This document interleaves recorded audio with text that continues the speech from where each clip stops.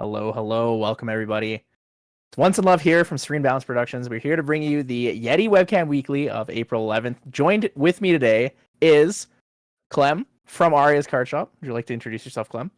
Yes, hello. I'm Clem from Aria's Card Shop, like you said. I'm here from Budapest. It's currently 2 a.m. here, so I may or may not be very awake right now. Thank you so much for joining us at this hour. I know it's super late for you, but I'm really excited to get the chance to cast with you, especially before Worlds. So hopefully we get some good games tonight. So let's take a look at what games we have, what kind of decks we have in here. Give me one moment to pull this up. What are we going to have for our feature match today? Well, we'll see. Very pumped. Yeah, so we'll be setting up a little bit here, starting in about 8 minutes. For now, hopefully everyone's doing well. Thank you guys so much for joining us. If you're in the tournament, as well as if you're just here as a spectator, really appreciate the support from you guys. So thank you so much for being here. We do really love Grand Archive, and we really appreciate you guys as the community. Yeah, it's awesome to see so many people show up, to these kinds of streams. It's always nice to see people, I know for me, sometimes you just don't have the time, but it's always nice to just tune in, watch it in the background as well. Especially when people really come out of their way to watch it. It is kind of late for people in the East Coast. Yeah. Right? For some people, right? Especially for you, people from Europe, people from Asia are watching here during their workday or in the really late evening, and it's really cool to see how wide the Grand Archive community is and the way they support us. Yeah, definitely. It's even yesterday, some people show up from New Zealand in 4 a.m. to watch some stuff. It's insane. Everyone's here is so nice and so supportive. I really like the community. I'm excited. So interesting. Round 1, we're gonna go with Steve-O. Steve-O, very well-known player, did qualify for Worlds, and a good friend of mine actually that I made when I was in California, Taco Boss. So Taco Boss. Oh, nice. It's gonna be one of these decks. There's no way, man. There's no way this is what we're watching. Okay, but I was looking at the sideboard there. Interesting choice. I like the sideboard because I think it's funny. What interests me is that we're going to be watching 2 Rye decks of different elements. And it's 2 Rye decks of different new stuff. I haven't seen that. That's Steve-O's deck's very interesting, I think. I like Steve-O's deck. So Steve-O's deck is pretty. It feels more on the standard side, I guess, because I have a lot of friends who play Rye. So seeing the deck that they're running is something that I'm actually quite used to seeing. However, when it comes to Taco Boss's deck, this is something I have seen once ever in my life. I have never seen anyone play it in a competitive setting, though. I have never seen it. You're right. Steve-O's deck is fairly standard. It's just some interesting things, but Taco Boss's is. I'm excited to see what it's gonna be like. Seems fun. So one of the really unique sides to it is that on Taco Boss's deck, so while it is a Rye, we're actually not seeing an Arcane Rye. We are seeing a Rye Allies deck. Yeah, actually. I'm excited. I'm interested to see. Yeah. I'm very excited to see how it pays off, because looking at the list, it could absolutely work. Interested to see this exact matchup as well, And these are 2 fantastic players too, right? So Steve-O's very well known for his ability to pilot the Fire Serene Luxem deck. He's very technical with it. He has a lot of experience on a lot of different decks. He's creative, he's innovative, and he's just genuinely a very good player. With Taco Boss, some people don't know him super well, but Jason plays Wintrust in Allies and plays it incredibly well. He actually made top cut in the Yeti online store champs recently. Oh, that's awesome. Yeah, no, I'm not very into the North American meta and the players, so I haven't heard of him, but that's awesome.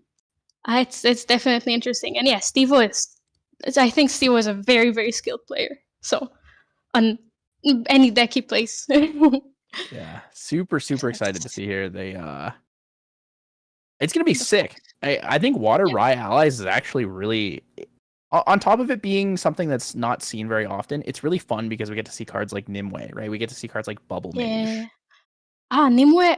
Ever since I opened my first Nimue, I was like, man, this is so good. It's like a Horobi from Magic. I'm like, it's insane. I always thought of it more of as a fire card, because fire has like Enervate Fury, and you just clear the board. But I'm interested in seeing what it's like in water. So Water Allies Rye is okay. So it's low key good because there's a couple really spicy combos. Yeah. Like really spicy combos. So Nimue is great because the control you get from Nimue and being able to play things like Free Stiff, Sudden Snow, etc. Allows you to just insta kill something, right? The response before targeting is it just doesn't quite work the way you'd want it to defend things.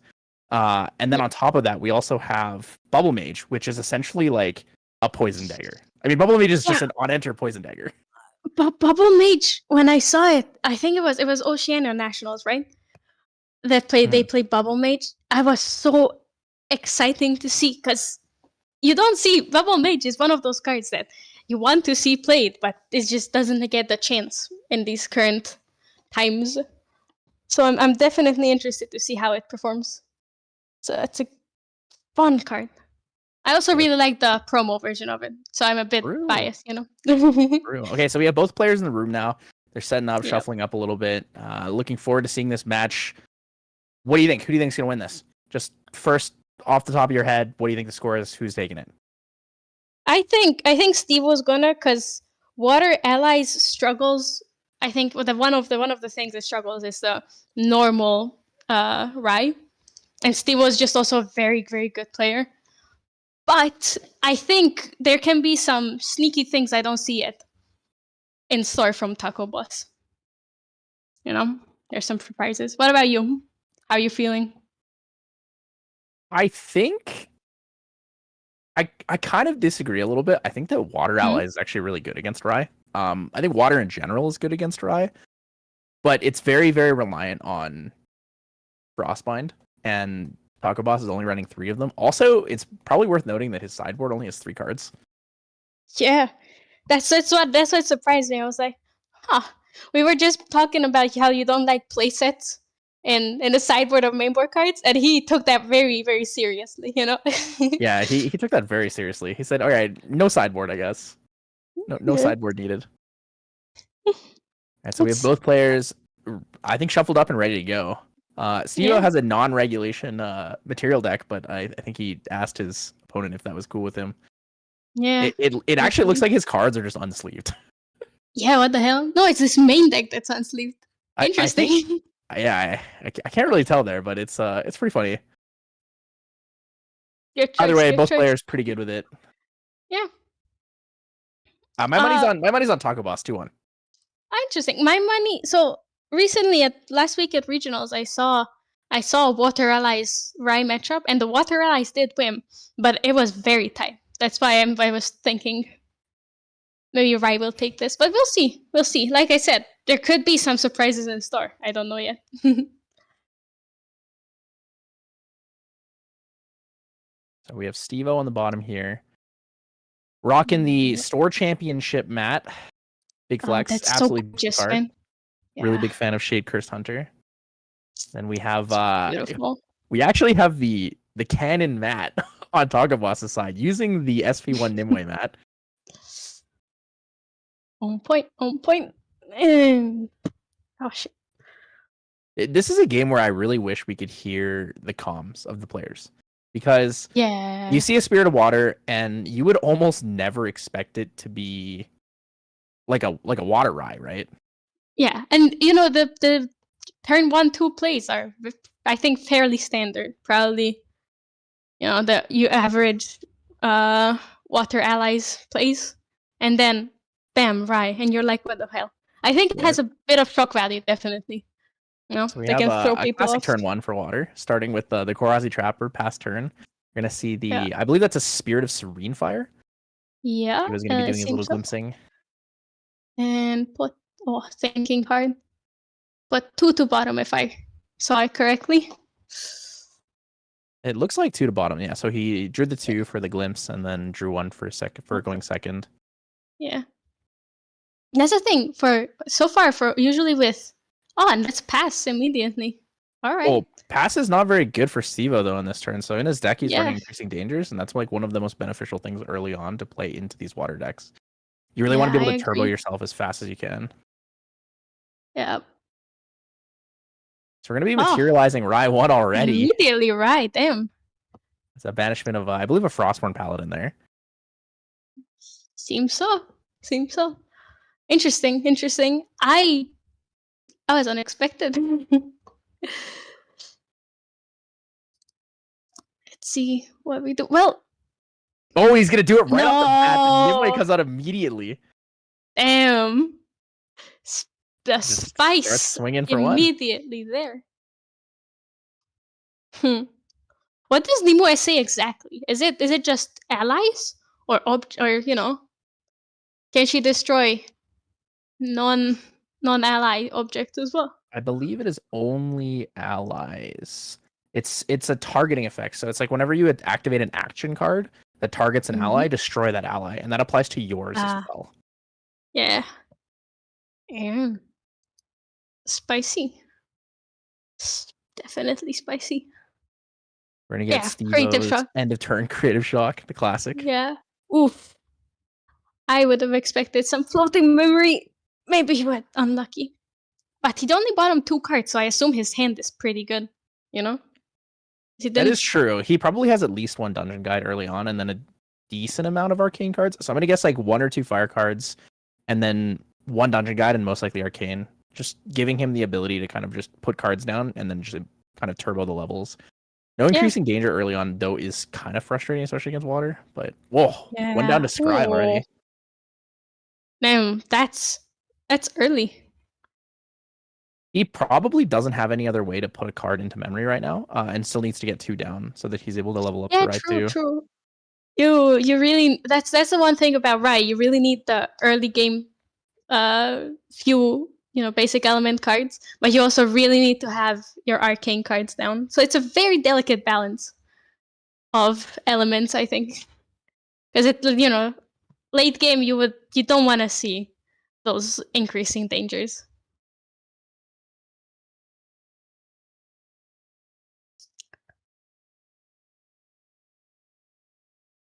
GCR. Stevo Taka was the GCR. I completely missed that.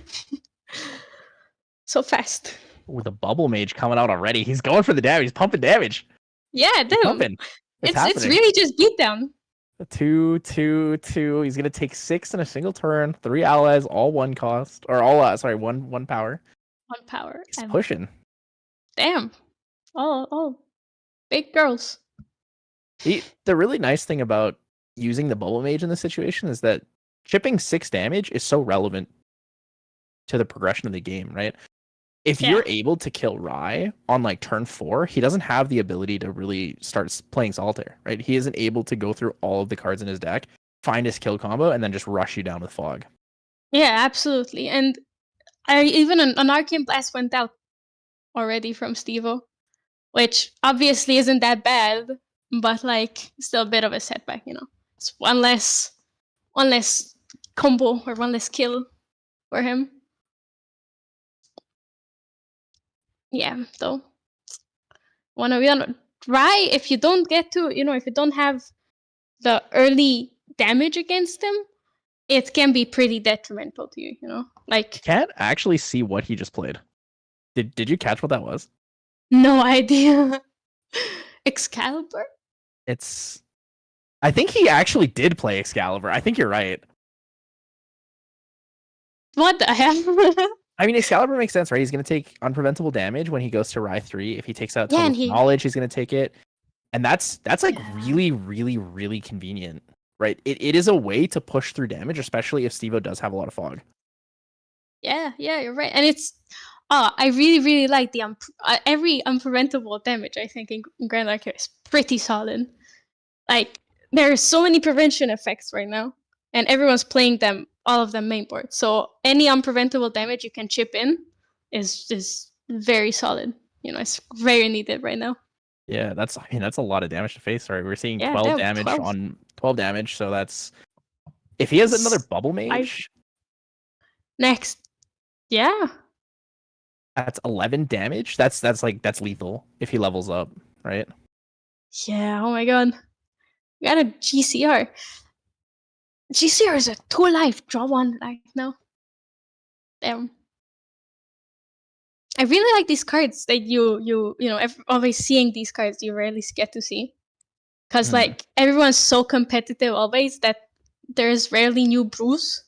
Or at least on this side of the pond, And over here, it's just all fire Merlins and eruptings and allies. So I always really, really like to see the innovations people have. Something I'm curious about though is on Stevo's early glimpse, if he threw away Fog, if he threw away his Resolute Stands in his deck because he doesn't have Vanish from Sight, he's not running Peaceful Reunions. So if he bottomed any of his 3 Resolute Stands, that is like a significant disadvantage for him to the point where game 1 might just be a complete loss. Yeah.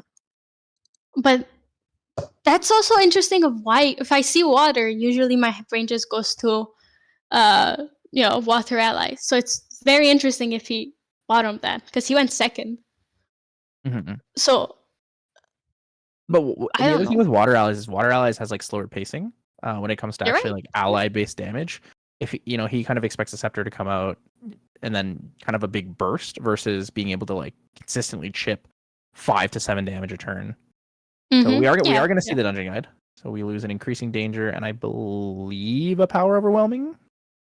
Yeah, I think so. Or it's a bit of shiny. I thought it was a norm card for a moment.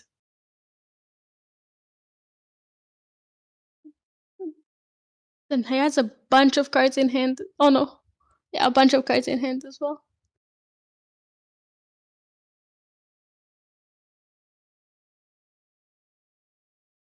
Interesting. Trying to figure out what Stevo's lines here are. Like what can he play going forward in this situation, right? He does have the Chalice of Blood, so getting to 20 health can be relevant for him. He is actually running quite a few Anger the Skies, which is less common. Whoa, interesting. Reaction-based card to the dungeon guide swings for 1. And it's just gone. So hard to see what that is. I'm pretty sure he Glacial Guidance, isn't it? Yeah, I think it's Glacial Guidance to target the dungeon guide for an instant kill. Yeah, damn. That's pretty Nimue good. is very good at protecting your deck when you play a reaction-focused deck. Yeah. With Nimue, you don't even really need to play fog effects, You can just have values. Yeah, you can just everything just becomes removal at that point. So the value of having Nimue on the board and protected is really good. Right? In a deck like Arcane Rye, sure, you could use a fireball to kill it, but most of the time you're going to be using Anger the Skies, and that's if you run them at all. A lot of people tend to only run one of Anger the Skies, and oftentimes they'll banish it early on just because it's not as useful to them. Yeah, even some people I think just don't even play it, because especially nowadays when there's less allies. But now it's also we're coming back to a more ally meta. There it is. Okay, so he is going to play the Anger the Skies. Clean up the whole board. That does give him a pretty good chance. It's going to be hard for Taco Boss. It's going to be hard for him to get the damage out, because even if he does have like another Bubble Mage in hand, it's going to take 2 or 3 allies for him to get enough damage out. Yeah, it's definitely gonna be a bit of time, and that time might be what gives, what allows Stevo to win. It's all you need. I'm really glad that Stevo actually runs 3 Anger the Skies. I think it shows a lot of respect for what's popular in the meta. There's a lot of ally decks out there, especially water ones. Yep. And in this situation, he's showing a level of respect, knowing that he can't play as greedy as some Rye players would like to play. Yeah, absolutely. No. Rye players are the greediest out there. And, Rye kind of forces you to be as well with banish all your arcane cards early game plan.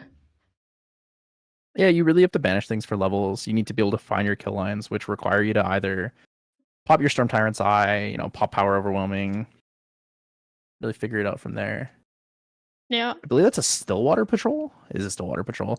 Tome, or sorry, I was gonna say Tome, but I meant to say Safeguard Amulet here is pretty good. I do like how he's protecting himself. Doesn't want to get double fireballed when he's like a fairly low level, but with the +1, like level +1, it is actually pretty easy to kill a 19 health target. Yeah. The +1 on Fireball just makes it that little bit better, where it's very often the little damage you need, you know? So we were right about the Excalibur. As he materialized the Chalice of Blood, I saw him take 2. Take 2. And he attacked for 1 with Rye, which is a rare sight for sure. Yeah, Rye swings for 1. Great. Nothing like Rye sudden stealing you for 6 with a sword either.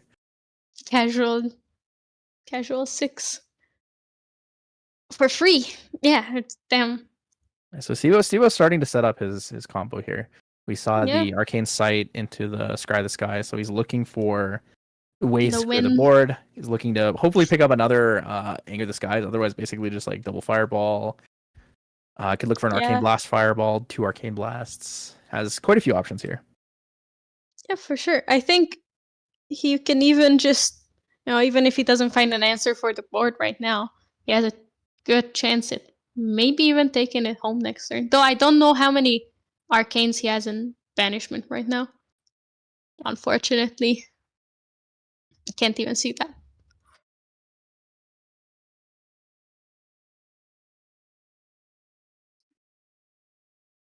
This is the classic Rye moment. Scry for 34 cards and then figure out how to solitaire the rest of the game.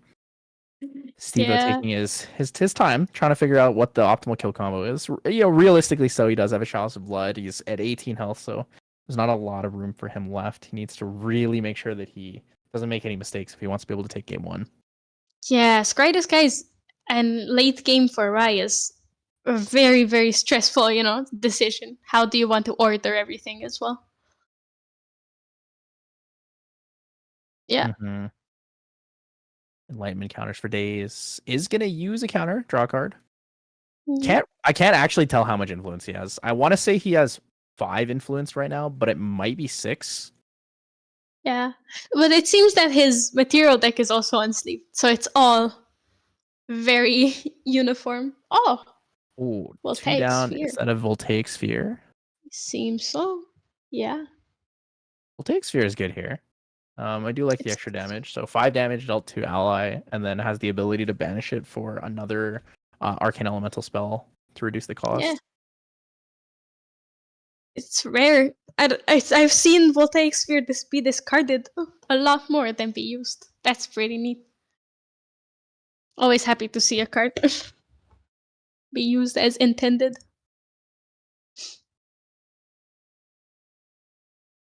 We do have Influence of 6. I was correct on that. So 4 in memory, 2 in hand.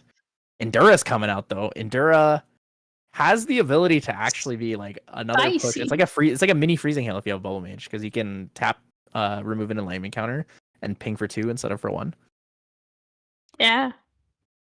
There's a little bit of sleeper relevance in this exact matchup. Usually that card is really bad, but in this situation it's actually fairly reasonable. It's a good tech. Good tech.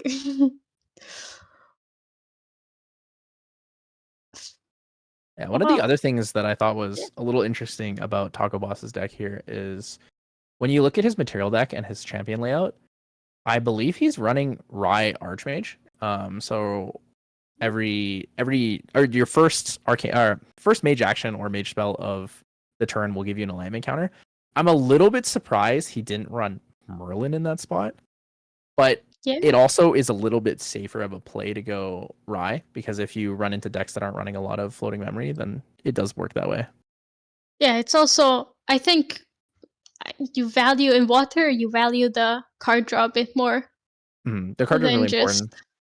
Yeah, than just pure power.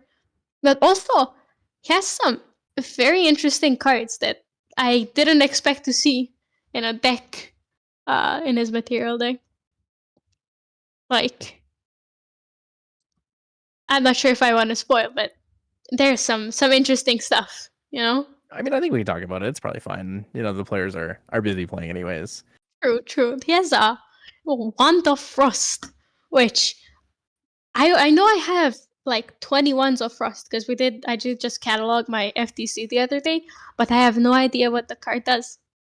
You know, so Wand of I Frost know is what on it looks enter, like. draw a card for class bonus. So it's a cleric mage wand on enter, draw a card, costs 1. And then you can banish it and target unit's attack gets -3 until end of turn. And I think mini trapper. I want to say that I think it works with Nimue, but I'm not 100% sure on that interaction itself. I don't think it's an action card. It is not an action card. It's an ability on the card, so probably not. Yes, but so the cycle yeah. from it itself is useful, which is nice. Yeah. But you know what I find very, very cool is that he plays Deflecting Edge, and Deflecting Edge is an action card. And you can use it on anything. And you can use it on Deflecting anything. Edge Nimue combo is very, very good. It's Deflecting Edge and Ignite the Soul are the ones that you commonly see. Yeah. Ignite the Soul. I think Ignite the Soul in general is just a solid card. And Ignite the Soul for floating memory. Very nice. So we are going to see Stevo using a Tome of Sacred Lightning. So Tome of Sacred Lightning comes out. He tapped it to banish a card. Yeah. And draw. I believe it's an Erratic Bolt. The angle a little bit hard for me to see, but Erratic Bolt. It's an Erratic. He's cycling with Erratic. He's going for the kill here. He's actually straight up going for the kill. He's fishing for any possible way to get enough damage here, and most likely he has it because we saw the scry and he kept a decent amount of cards on top. And there it is. Yeah, Arcane Blast. Easy. It's a little unfortunate for Taco Boss here in the first round matchup, but I gotta say, definitely. When I said Taco Boss was gonna win 2-1, I definitely should have checked if he had more than one Arcane or Anger the Skies in his deck, because that card is the sole reason he won this matchup, and the fact that he runs 3 just shows an incredible level of respect for what's in the meta right now. Absolutely, he read the room perfectly. Yeah, right. So that's also, I think, a very, very big part of being a good competitive player. Just being a mind reader, you know. It was very smart, and it paid off, as you can see. It's very, very good card. Yeah, I think it's fantastic. In this deck, though, I don't think we're going to see much sideboarding. So to start with, Taco Boss only has 3 cards in his sideboard. But when it comes to Stevo's side, he might side in the 1 Sparkle Light just for a little bit more removal, but I don't think we're going to be seeing the Spirit of Serene Water. I think he's going to really stay on fire in this case. There wasn't a Taco Boss didn't even bring out Scepter, so I don't think there's even a Stevo might even think reasonably to bring it in, because if you play Scepter, you would bring it out. Get that extra damage. I think in every water deck right now is pretty relevant, and I was a bit surprised that Taco Boss didn't bring it out immediately, or at all, really. And just went for the kill. But it's also very, you don't expect people to play 3 Anger the Skies. That's true. I'm a little torn on using Scepter into this deck specifically. You do need a lot of cards to get off your combos, especially your what is that? What is that message? I'm being held. Oh my god. Being held against my will. Something. Something, tell people. Oh no. please save me. Something like that. We'll have to get the future message from Stevo. Sorry, like I was saying, in this deck against Arcane Rye, I feel like a lot of the time you're gonna want to get Scepter out, but you realize when you lose that card, it actually makes a big difference for your overall combos. A lot of your cards in this deck are 3 cost, and a lot of your cards require you to have 7 or 8 cards in your hand. And once you go down to 5 or 6, it is very, very hard to recover and get to that combo size that you're looking for. True. And I think it's also losing a turn for it. It also slows you down quite a bit, Might lose that little bit of edge you have on the deck. Because here it's really about tempo. Is that a Barrier Servant? I think it is. It's so hard to tell what that is. The only real downside of Webcam is not being able to tell what the cards are. I believe it is a barrier servant. Okay, it is. It is a supporter pack one. That's why it's very pretty. Supporter pack cards are extremely pretty. I love them all so much. Oh, increasing danger. It's happening. The thing finally. Increasing. Get your very carrots dangerous. out, everyone in chat. Carrots out. Uh-oh. It's a pretty good start for Stevo. Getting an increasing danger early on is very, very valuable to him. Sadly, he did not go first in this situation because he won the first game, so he didn't have the choice. But overall, pretty nice. Pretty good. Increasing danger. I didn't like this card in the beginning at all, but now I'm absolutely sold. I love increasing danger so much. It's absolute value. Like 2 costs to draw 2, even at the cost of giving your opponent 1 card, is very, very good, I think. Like, especially if you're in, I think if you're in Fire Xander and you play Gawain as well, you don't mind the increasing danger giving them 1 card. You can take it away very easily.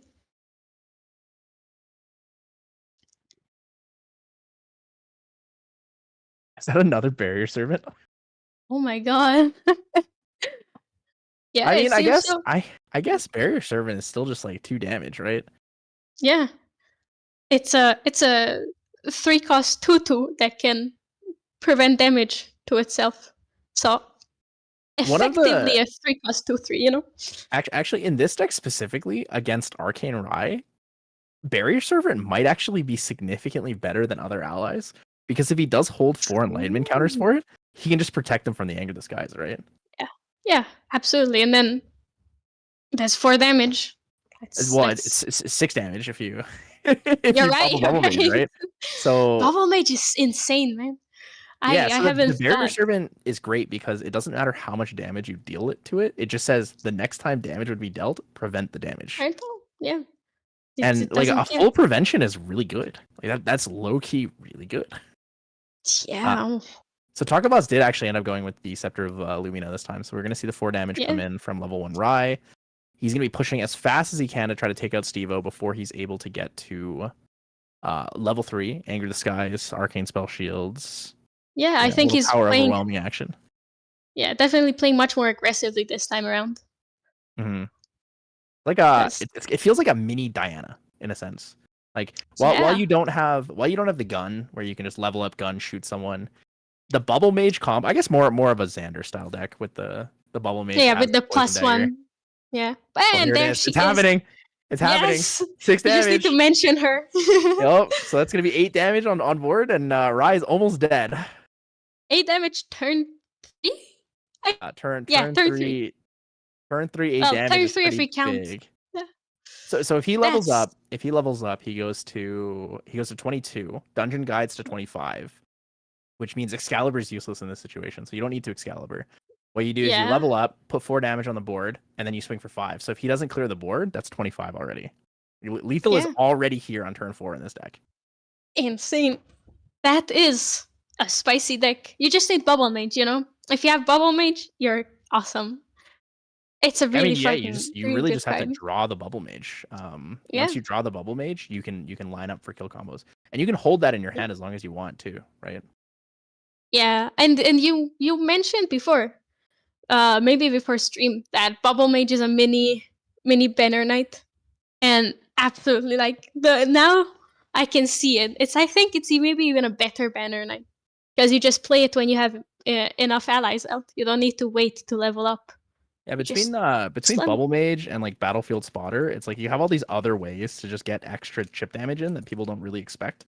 So they end up being like a little bit of, I guess, what I would consider a sleeper card here. Oh, Stevo, showing the respect, takes a Fireball and takes out one of the barrier servants. Does not have the counters to save it. Doesn't want to protect it yet.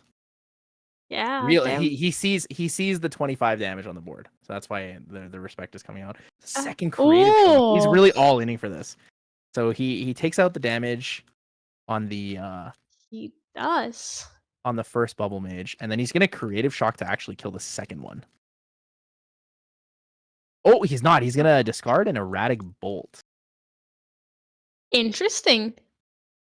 Well, I mean, discarding Erratic Bolt is kind of good though, because no, it's. I mean, I understand. I guess it but depends he on already what has he him. drew. Yeah. Probably then the other card has to be either another Erratic Bolt or like Fireball or something that can just win the game for him. Ah, there's the dungeon guide. Or maybe that was the dungeon guide that he drew. And in which case, I understand, you know? I always keep the dungeon guide. Yeah, I mean, that would make sense. Everything was end step, so, before his turn, he's going to get the level 3. Yeah. One Spell Shield down is...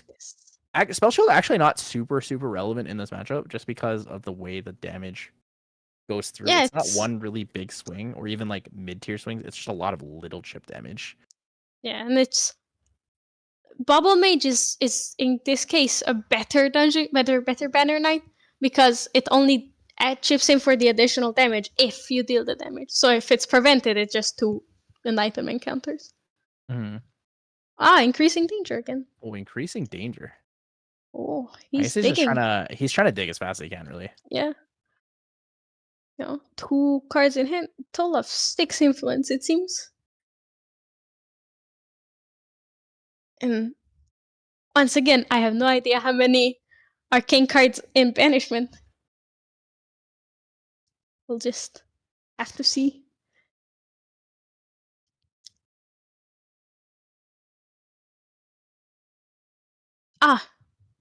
Taco Boss got the GCR. GCR never stays on the field long enough for me to realize that someone got a GCR, even when I'm playing in person. I believe he has 9 cards in his hand. There's a lot of things that can happen right now. Yeah, that's... I'd say one of the most notable ones is, like, he has to respect the Resolute Stand in hand. Well, yeah. Barrier Servant comes out again. Let's go. 3 Barrier Servants in one game. Never enough. And another Bubble Mage. Let's go. Okay, so if he doesn't have a Resolute Stand, that is lethal. That is indeed. That's wild. 1, 2, 3. Yeah, I forgot about Serene Spirit. True. Yeah. Serene. So the nice thing about taking all the damage, last one, you use Serene, is you can just pull out Chalice of Blood. Yeah. And then there's nothing he can do.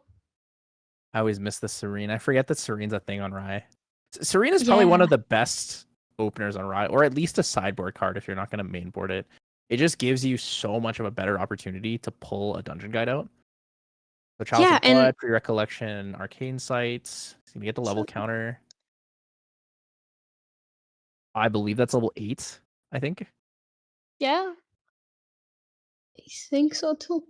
Draw for turn. Does he have lethal? Does he have Anger the Sky? Oh, 1 down for a Scry. Okay. So Rye will now Scry for his entire deck. 4, 5, 6, 7, 8, 9. Level 9. Bottom. Very aggressively bottoming here. He's going fast. He's not wasting his time. He knows what he doesn't need. He knows exactly what he wants. He knows where his lethal comes from. And then the top decision right now, Taco Boss has like every card down. I don't think he has a single card in his hand left. He had Influence of 8, played 2 cards, and has 6 in memory. So if Sivo is able to find the cards for lethal, right? Oh my goodness, it's a Peer. Or not a Peer, sorry, Careful Study. So he's gonna get some extra cards here. Careful Study is so good because it's basically a 0 cost draw 2 most of the time. It's a straight up +1. Oh, he's got another one. Okay. So Careful Study round 2. He had this turn planned. 2 down. 5 to something. Oh no. Dealing 3 to face. Damn. Interesting. Arcane Sight for another level. And draw. He was his Fireballs. Fireball for 10. Arcane Blast. I mean, it's kind of the same damage overall, regardless of which way he goes. So realistically, he has to go for a face in this situation. Yeah, so double arcane blast. Yeah, double damage to face. That's enough. I think. That's enough. Well, it's 22 damage. He has no cards in hand, and that's game. And he's on level 1. Unfortunate. Level 1, 19 damage. Serene was so good. Yeah, Serene is. Even when I'm playing Serene myself, I sometimes forget that I have it. Serene is a very, very good card. Like, I also very much underestimated its value because you miss out on 1 extra card, which is a lot. Ooh, memory. 1 Nimue. I cannot tell. Deflecting Edge, Nimue. And some cards that I haven't seen before. Yeah, so definitely some good stuff. So I guess when he scryed there, the value of the scry is that he can just put down all of the fireballs, right? All of his fireballs, increasing dangers, any fire card. He basically has to dig for 2 arcane blasts. Yeah, realistically, he probably had one in his hand. And then the second one he was just really digging for. Yeah. And Scry or Glimpse 11 or Glimpse 10, 9 is so much. It's 1/10, more than 1/10 of your deck. Yeah, I do like glimpsing for, a whole 16% of my deck in one attempt. Yeah, it's pretty value. Pretty value. It feels very nice, just see everything you want, order it however you want. One of the really nice things though is in this matchup we saw 2 of the same champions, but 2 very, very, very different types of decks, and 2 different approaches to playing those champions, right? So even though we see Arcane Rye, so Steve has Arcane Rye, we see something that is like way more unique. So he runs, so main deck's Serene Spirit and side deck's Serene Water, right? So that's already fairly unique. It's something we see in the Luxem Xanders. But the next thing is he runs 3 Anger the Skies, and nobody does that. Like actually, no one does that, and it's incredible because it shows so much knowledge about the game. Yeah, and what people are on, what's happening right now, and it's I respect that. And also, what's very interesting about the Serene Fire is that it limits your deck in a way where you cannot have too many fire cards in your deck, You still have to rely on your norm and advanced element cards.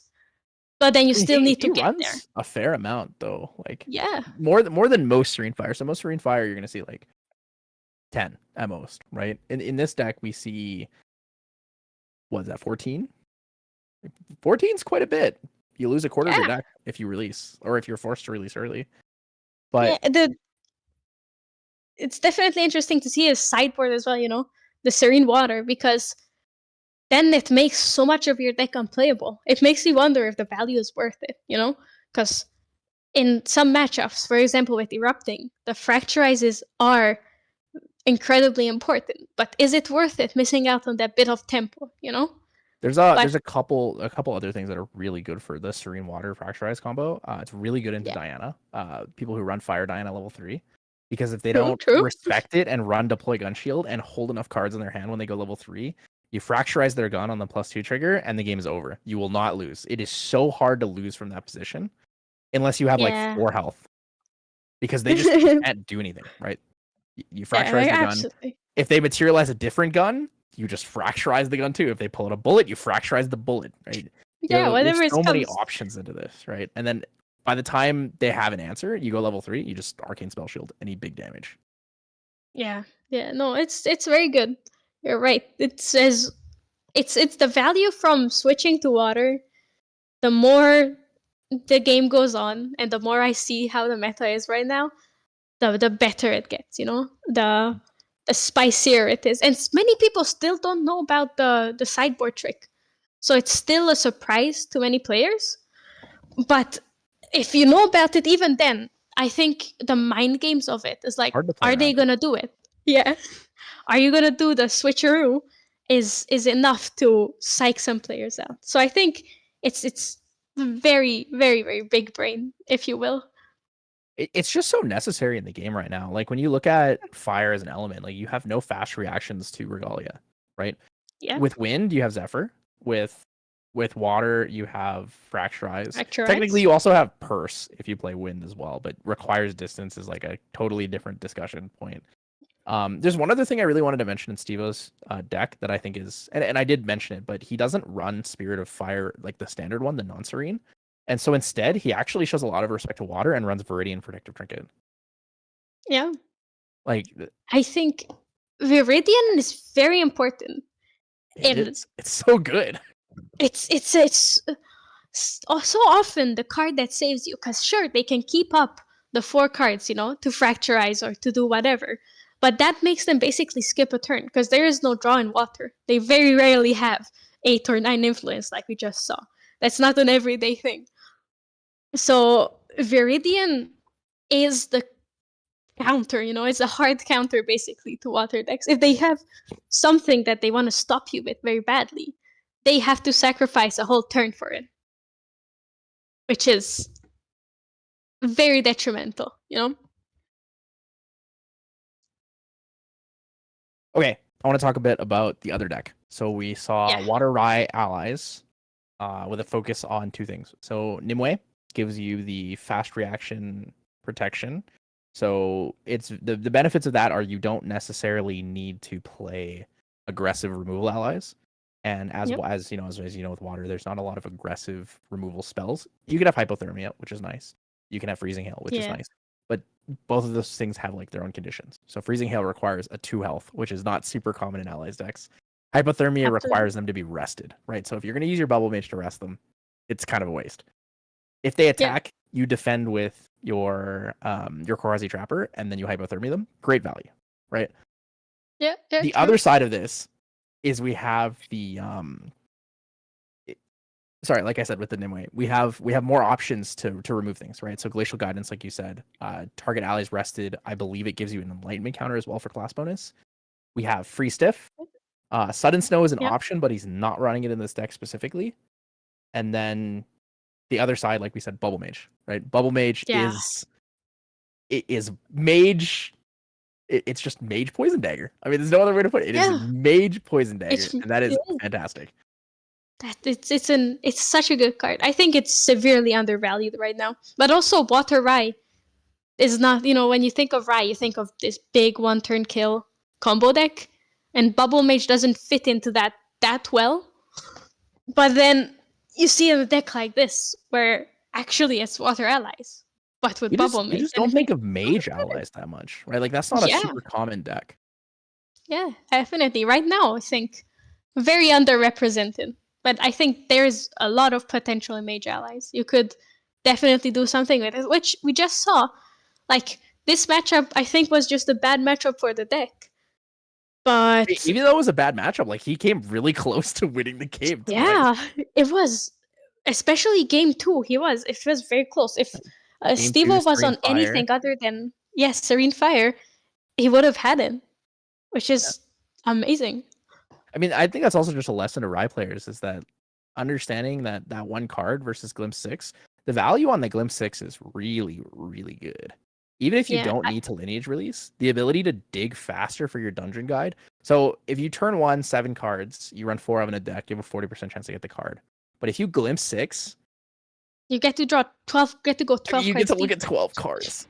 Up to 12 cards. And the value on that changes so fast. Right? Your chance to get that dungeon guide early on is huge. And with Rai, there's a big chance of bricking, just all arcane cards, which I've heard many people complain about. And Serene Spirit solves that problem for you, You still get to keep whatever you want, but you get to get rid of the absolutely useless arcane cards you'd never want to see. Or you don't want to see an early game for, at least. I see 25 arcane cards in this deck. So if you are not running Serene Spirit, your chance to brick is so high. Yeah, oh my god. And then at the end of the day, like, there's nothing you can do with a complaint for it. It's your fault for building the deck that way, right? You have the option to have something where you can Glimpse 6, or even just sideboarding Serene Spirit, right? Like, you don't have to mainboard it. That's not an absolutely necessary thing. I think it's very good if you're going up against allies. I think the value on the one card is not enough of a loss, where it would be detrimental. But I think the 6 extra health plus the Glimpse 6 is very good. So even if you were like, no, you need the 7 cards, I think in certain matchups, it's definitely worth to have it in the side. But I'm still critical of Taco Bus's 3-card sideboard. It's an interesting choice. So the response I got was, I was too lazy to make a sideboard. But there's also one other combo that's a little underrated that I thought was really cool. So I've tested the whole like Bubble Mage, Excalibur, Water Allies thing. The thing I completely forgot about that's relevant in this is having an intercept. And Barrier Servant as that intercept is really important, because if your Barrier Servant doesn't attack, you can intercept the Excalibur on the opposite side, right? And the value of that is you don't take the damage, and you force them to use the Excalibur and also hopefully materialize and take free damage, right? The biggest issue we came into when we were testing it was like, I just give him a sword and he just swings at me, and then I'm sad, right? But if you have something to protect yourself, it kind of changes the way that matchup works. So the Korhavi Trapper, Frostborn Paladins, Barrier Servants. There's just a little more value that makes it good. Yeah, that makes it worth playing Excalibur, you know? You don't lose out 3 damage. There's also quite a bit of... I think you get more Excalibur value when you play against slower decks, right? Like these... I wouldn't say Arcane Rise is a slow deck at all. I think it's a very fast, explosive deck. You're supposed to Solitaire as hard as you can, as fast as you can. Get your kill combo, move on to the next game. But if you're playing against another Water Allies, stopping them from materializing a card 3 times is pretty nice. Assuming that they choose not to materialize and then they swing. If you just get 3 damage into them, that's like even more value. Yeah, and also I think it's very, very good into the Diana matchup, which you mentioned earlier with the Fracturizes, because the Lineage release materializes the cards. So that's just 2 more damage per combo, which just makes it insane. Yep. I think smart call. Yeah, I don't know. There's so many cool things you can do in this game, and it's very refreshing to watch players who have the innovation to try different things. Even if they don't win, it is really nice to see that it happens. Yeah, I like the ideas, you know? And even like that, just testing them out. I think this is a perfect place to test your ideas and then improve, and, you know, maybe we'll get to see another Jimmy with a Domains deck come from Yeti Regionals. That would be crazy. That'd be crazy. I'm so excited for Yeti Regionals. By the way, if you guys haven't already seen it, we do have Yeti Online Regionals on April 21st. It is a Sunday. It'll be starting in the morning. Make sure to grab the link to the server. So if you're not already in the Yeti Gaming Tournament server, I believe the link should be in the description below. If not, we can post it in chat for you guys so that you guys can have that. I will post it if one of the other admins does not have it on hand. But essentially, we do have prizing this time, so there will be an entry fee, and you will be getting a Sapphire pack. Sapphire packs are very valuable. A lot of people really want those foils. It is the only way to get the P24 foil. So if you are a Diana player, you really want to foil Shadow's Twin, that is the only way you can get it. If you are a Tenoris player or a Merlin player, you really want to foil Bulwark Sword, you should definitely come check it out. Join us, play a couple rounds, have a good time. And if you can make it, I mean, an Orb of Hubris is kind of cool. Orb of Hubris. Orb of Hubris is pretty. I'll be casting it. I'll be casting it. I'll be sleeping. I'll be sleeping. Should we leak who my co-caster is? Ooh. Should we leak? At X viewers, we'll leak the co-caster for Yeti Regionals online. Whoa. Yeah, chat. Get people to come in. Whoa. Could do that. Let me grab some of that information for us. Ooh, spice.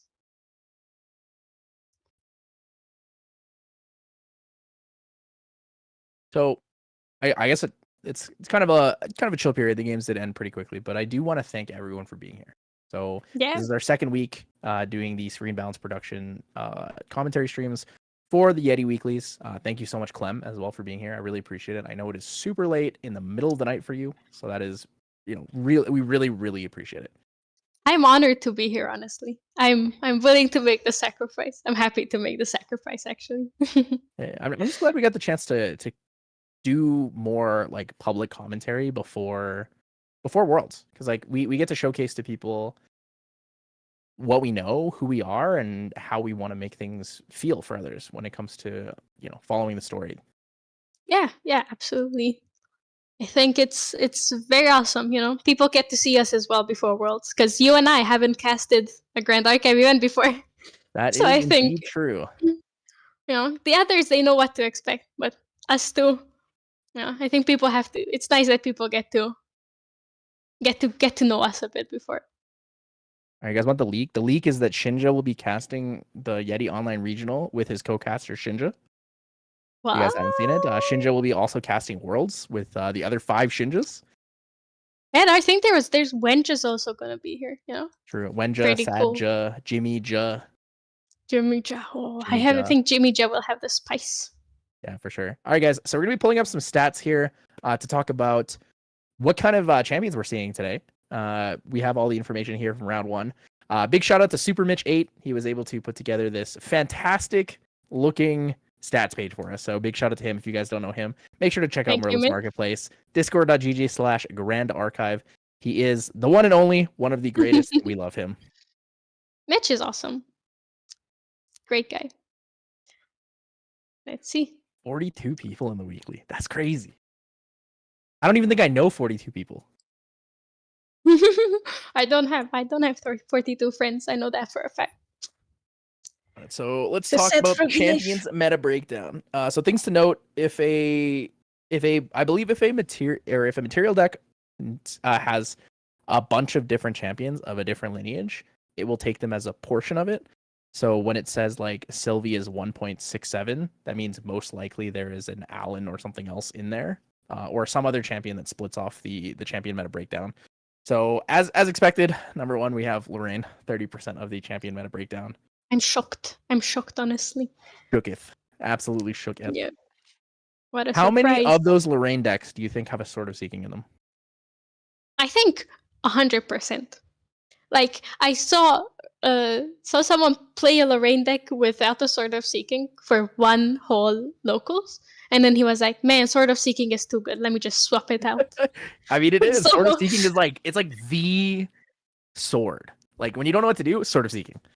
Even on decks that don't run Lorraine, even decks you don't have class bonus. Like I see Xanders that run Sword of Seeking so that they can have a deflecting edge. It's 0 cost, hit twice. At worst. At best, like you said, just free deflecting edge. Yeah, it's fantastic. Sword of Seeking is great. Yeah. 7 Xanders. I'll be honest, I'm a little surprised to see 2 Arisanas because I know that Noel dropped out of this tournament because he said he was too busy. I think Arisana's gonna be erupting. Not gonna lie. Because look, there's no way. There's erupting Arisana? No.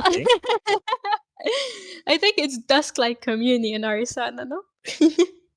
Oh, true. I forgot about that. Oh, you're right. Yeah, because man. All right, I'm gonna check out the deck list. I have to know. Yeah, she's just sacrificed, That's all she's good for right now. To be thrown into the void. Never to be seen again. That is very hurtful, and Cam would be very offended at what you're saying. I'm sorry, Cam, but Cam did just make a video with main deck Dan, which the title was "Does Cam Not Like Arisana?" Okay, wait. So one of the players that's running Erupting is actually not using Arisana. They're using the Cosmic Astroscope, so I respect that because they're not stealing our stats. Some people are pretty nice. They respect the stats. Other champs, though. I have to know. I have to know if anyone's actually playing Arisana. Yeah. Is anyone? Imagine if they're playing Arisana and here I am telling lies, saying that they're only here to sacrifice Ari. I'm sorry, Cam. I respect the Ari. I love her. Just. No, that's lies. That's cap.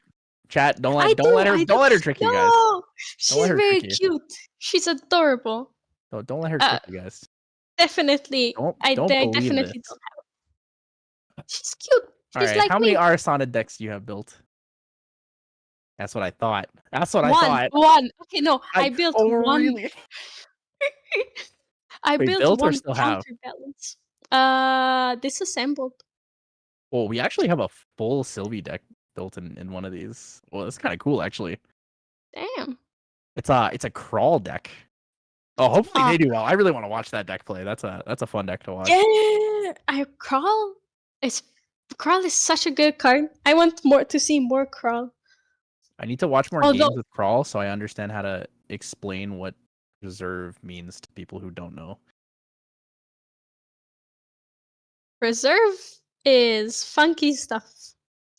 Preserve is actually pretty cool if you get to use it. Like, Parasite, once you get to the point where you just recycle it every turn, is very, very good. But I don't think you survive more than one turn once you have Parasite, you know? I've confirmed that both the Arisana players are actually playing Arisana. No way. Yeah. I'm sorry. I apologize. The really cool one is one of them is playing both of the level 3s. That is, because they're such different strategies, right? One of them is a counterbalance. The other is free. Well, it's not that different, but one is more control. The other is... Also, one of them doesn't have a sideboard. Oh my god. People! Guys, build your sideboards, guys. I need more things to talk about. Please.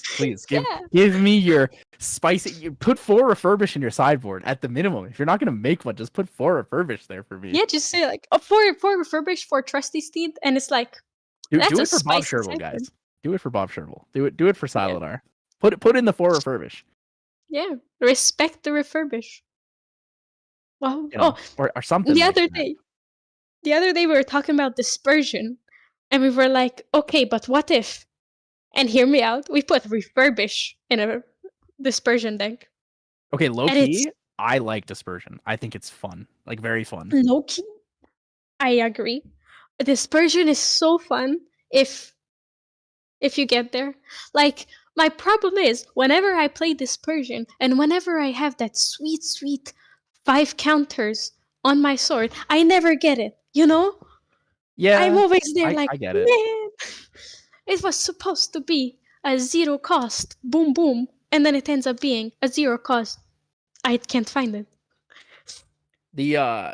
So the first time I ever actually got to play a locals, I was playing Water Lorraine Allies Dispersion. And I never got to use the dispersion because I would either lose the game or I would kill them before the dispersion even came up. That sounds about right. That's the dispersion life. You put in 4, you see 0. Or you see them. It just made me realize that, like, while dispersion is a great combo. Okay, so the Lorraine Water Allies Dispersion combo is 17 damage combo. It's level up from 1 to 2 with 1 counter on your Sword of Seeking and your Scepter of Lumina. You're going to level up, so it's 4 damage. You swing for 3 because you're level 2, so 7 damage. Dungeon Guide, you get 4 damage from the Dungeon Guide, so it goes to 11. Swing with the Dungeon Guide, and then you dispersion the 5 counters on your return Sword of Seeking, right? Yeah. But, like, why wouldn't I just play Diana? See, you don't even need to go level 3. You just go level 2 and do the same thing. It's better. Boom, boom, done. You just go Diana, channel your inner Andy K, and just pow. You just end somebody's dreams in like just 2 seconds. Done. Yeah. Right? You go end of turn, I backstep my champion. Scepter of Lumina, Dungeon Guide. Game's over, you know? Yeah, you're on 0 life and then suddenly you're dead. Yeah. Well, you're on 0 damage and then boom, you're dead. Crazy. Yeah. For my first locals, I played Water Sylvie. And I won. Whoa. Yes. Whoa. Someone play Water Merlin with Bubble Mage? Soon. I could do that. That's nice. I could do that. I mean, I like doing that. It doesn't feel good competitively to play it. So I'm just like, thinking emoji. Also, as a TO or caster, I'm a TO for EU, so I never get to play. The only time I get to play is like regionals and locals, so I don't have the time to test funny stuff. Because I'm not gonna waste my precious playtime just so I can test some funny stuff.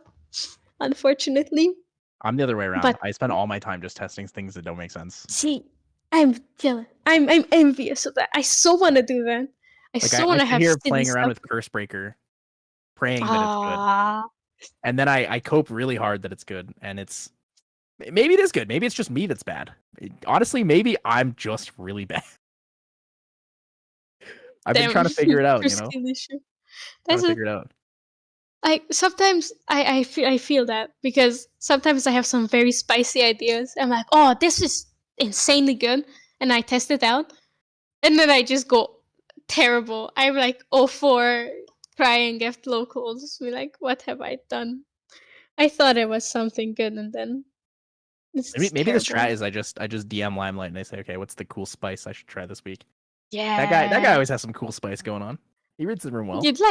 Lime is just chilling, and then suddenly he shows up and wins, and then disappears for a while, and then comes back and like, oh look, and just casually 9-1s the Swiss rounds, easy. Yeah, and then just disappears for a while again. Probably that's why he's winning. You know, every time you don't see Lime around, he's testing, he's brewing.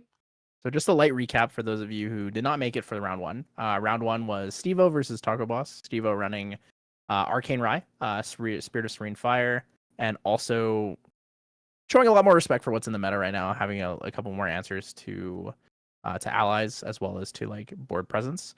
And then Taco Boss was running Water Allies Rye with a focus on Nimue and Bubble Mage. Those were two absolutely fantastic matches to watch. Yeah. Absolutely fantastic. I think we're going to be loading up our round 2 soon. End of round in about 2 minutes. So then we have another quick 5-minute overtime. And then after that, we will be moving to round 2. Yeah. Round two. What do you guys want to see the most? What do you want to see the most, Clem, today? I want to see the Arisana decks. Now that I know they are proper decks, I really want to see them. I also want to see, I want to see a Sylvie do well for once in a while, I really like her, and I have big hopes for her, but right now she's a worse allies deck. But I want to see Sylvie. My friend plays Sylvie, and then I remembered he actually just plays Alan. Alan, well, erupting Alan's great. Toxic. No. Okay, Alan is awesome. Fantastic. Alan is awesome. But here we are. It's usually just an erupting thing. What about you though? What are you excited for, Mr. Love? Oh, Mr. Well, getting all formal with it. I gotta think about it. There's I mean, I do really want to see the crawl deck. I think that would be really nice to see. I also like to see if there's anyone playing Mordred, and I don't think there is. From our, I believe our infographic said that we had no Mordreds unless he falls under the 3% of other champions. Which is, but I'm gonna say it's very unlikely. Deck. Yeah. Say it's very unlikely. It's more likely that other is Alan. Yeah, though it's a shame. Mordred is very cool. I think Mordred with Arondite could be awesome. Yes. But right now, that's what I played at the Yeti Online Store Champions. I played Water Mordred with Arondite. I was stupid and didn't put it in Galahad. Galahad would have made it so free. Damn. Really sad. That also seems so good though, and then also for it falls just a bit short. But I'm not saying Warrior needs more support, Pretty solid cards all around right now in the Warrior class. But I would love to see some Galahad payoffs, I do like me some Galahad. So, okay, real talk. Long time ago in the pre-DOA days, there was a post on articles for GA website that said these are going to be all of the CSRs, the CURs for DOA and forward. It included SP1. It included, just SP1. And one of the cool things on that says that there was supposed to be a Galahad CSR. Scammed. And I feel scammed. As a Galahad Mordred enjoyer, I feel scammed. Really? What a lie. Bamboozled. Yeah. It's also so prime to have a CSR. It's like, if there won't be a Rococo CSR, I'm gonna start a riot. Rococo needs to have a CSR in Supporter Pack 2, if anything, There are some awesome, unique champions in Grand Archive. Really could be. Oh yeah, Nico and Alan are the other ones. True. Nico's probably played by Glass, and Alan is probably played by Jeffs, if he's playing today. I don't actually know if he's playing today. But Glass is definitely the Nico player. 1,000%. But then, why is it 1.3 other champions? How does the math there? Oh, I think it's just a total percentage of what's available in the pool, right? So if there's 42 players, then I guess there's also I'm gonna sound stupid if I say this. I'm not gonna say it. Never mind. Thanks, Mitch. You're the best. Mitch is saving everyone. I also wish Galahad CSR is so cool, man. Oh. There's supposed to be a Galahad CSR. I will find the article and I will link it to you guys in Merlin's Marketplace later tonight. Yeah, please. I'll link it to Secret you. CSR for casters. It's pretty cool. It's gonna be Galahad. I'm down for a caster CSR. That sounds pretty cool. Especially if it's Galahad, right? Shirtless Galahad, and I'm on board and 100%. You know, I'm easy to buy. All right, if you could have any card as a CSR, what would it be? Well, and it would have an alternate art, but you wouldn't know what the art looks like. Any card, non-champion, and it can be an item. It can be anything. Dewdrop hairs. I love Dewdrop hairs so much. Okay, that's crazy. It's such a cute card, and I so want a fancy Dewdrop hairs. That I'm a very simple girl. Something cute, I want it. But if we ever say Dungeon Guide, there's no way. No, Dungeon Guide already has a promo. Okay, I don't need more Dungeon Guide. We could have a new art for Dungeon Guide. Oh yes, 3 arts. So I can have real talk. If I could pick any card for a CSR, it would either be Dream Fairy or the Sword of Seeking. And I know that's crazy, but I think a Sword of Seeking that's like super cool would be like a fantastic card. I mean, I see what you mean. And then all of the Lorraines would have the fanciest Sword of Seeking. No, but it has to be a trophy card. It has to be a trophy. It has to be a top 8 card is a Sword of Seeking. That would be so cool and so spicy. Okay, but then imagine if no Lorraine's top in that event, okay? The event they give it out as top 8. I mean, I guess they gotta sell it. It is what it is. Disrespect. It is what it is. Yeah, yeah. Good choices. I mean, but I was gonna say like Exercise Curses or Fast Cure, but we have a Fast Cure CSR, and we're getting an Exercise Curse foil and CSR. You know, we already have so many cool things. May all your dreams come true like that. Okay, now devs are gonna announce a secret Dream Fairy CSR at Ascent. At Ascent Worlds. It really goes crazy. You predicted it. True. I actually would really like to see I know we have FTCA, but it's the same art. I'd like to see alternate art versions of the Resonance Baubles. I think that would be really cool. Ooh, yeah. I think it would very, very much match the alternate spirits we got for ALC as well. I think, it is time. Maybe MRC? Oh. I hope so. Would be very nice. I hope so. Yeah. I hope I open really this UR in MRC. Yeah. Oh my god. Please. I know my luck won't be that good though. But I'm hoping, okay? I'm not gonna... Bestial Frenzy CSR? Are you trying to get Andy and Chica Blue on a card? I'm down. Bestial Frenzy, Return of the Best podcast. No offense to Creative Shock, Lineage Break, anyone else. GA Talk GA. I love you guys. But Bestial Frenzy. Yes, please. It's just the 2 of them. Just the 2 of them on the card. Just hugging it out. You know? I love that would be a pretty... It says choose 2. You get both, you know?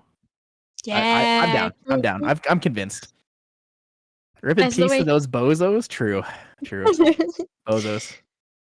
Damn. That bozo could ban me from GA. I can't say that. I'm scared.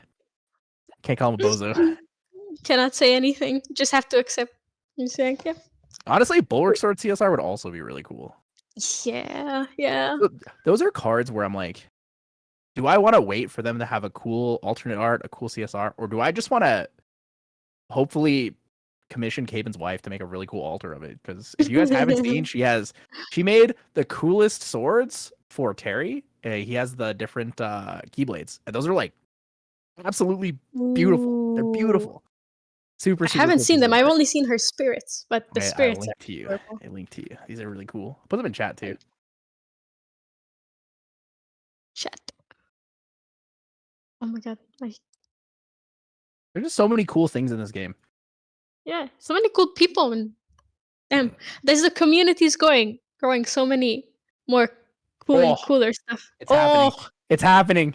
It's my god! Match you wanted to happen is happening. My dream. Yes. Your dream. It's happening. I get to see it happen live. I get to talk about it. Oh my god. Anyone want to take a guess at what matches happen? Oh, there's no way. There's no way this is the matchup. That's crazy. This is spicy. Oh, what a dream. I'm so ready. What a dream. All right. Yes. We're gonna be bringing you guys live. Probably one of the cooler feature matches. Maybe seeing. Wait a minute. Wait a minute. Wait a minute. Wait a minute. Wait a minute. Wait a minute. I've been scammed. I've been duped. I've been completely duped. So we're gonna be seeing Jimmy Lee versus Poro. However, Poro is not playing Tenoris. What a scam. And I feel like I don't even know who I'm watching right now. This is a scam. I demand a refund. This is a scam. Yeah. There's no way. There's no way. Well, what a deck though. It's like we're back in pre-FTC times, I swear. I mean, this is just an exciting match to watch. Like I'm looking forward to seeing the decks. Because this deck is low-key good, and I don't think people show it enough respect right now. Yeah, people have forgotten the ways of this deck. People have forgotten the terror this deck caused back in the day. Well, not back in the day, relatively back in the day. Mm-hmm. So I guess going into it early on, let's talk about it. So Jimmy is running. He's running the Jimmy deck. He's just Jimmy. Deck.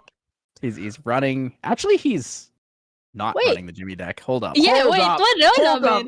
What is happening? Double bamboozled. I'm confused. I'm confused. Jimmy is running a domain-focused deck focused on Smash with Obelisk and Amphora Strike. Yeah. And Poro is running Fire and Soul. Huh. I mean, that's wild. I'm excited to see how it goes with both of these players. I've never seen them play anything else. But I do really like watching InSoul play because I wasn't around during that meta. I wasn't around during DOAFP when Resolute Stand destroyed InSoul. That's what I'm saying. Poro plays nothing but Tony. But he's playing InSoul. Yeah. Exactly.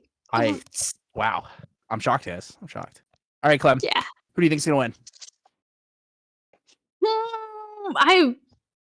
I really want Jimmy to win, but InSoul is such a sweet deck, man. And this is also an entire 4 ofs deck InSoul. Yes, that's what I'm looking at for. Oh, such a beautiful. This is like your dream. It's all 4 ofs. This is the perfect deck. Sideboard, look at that sideboard. Look, the sideboard is also my dream. Yeah, but there's 3 Seeking Shots there. There's not a okay. It may be 3, but it has a place. It has 1 playset and almost 2 playsets. Okay, I can forgive the 3 because I think Viridian is a very, very valid thing to play in Soul. Viridian is just too good. Viridian is too good not to have. All right, we're going to get into it right now. So it's going to be Jimmy Lee versus Poro in the second round of the Yeti Weekly Tournament. Thank you guys so much for joining us. Much appreciated. And put your predictions in chat. Who do you guys think is going to win? Yeah. Oh, it's going to be interesting. It's going to be interesting. I completely missed who won the Dino. I looked at those numbers, but my brain didn't process. I think it's Jimmy. But yeah. It does seem like it's Jimmy. Oh, I think they're waiting for round time to start. Yeah.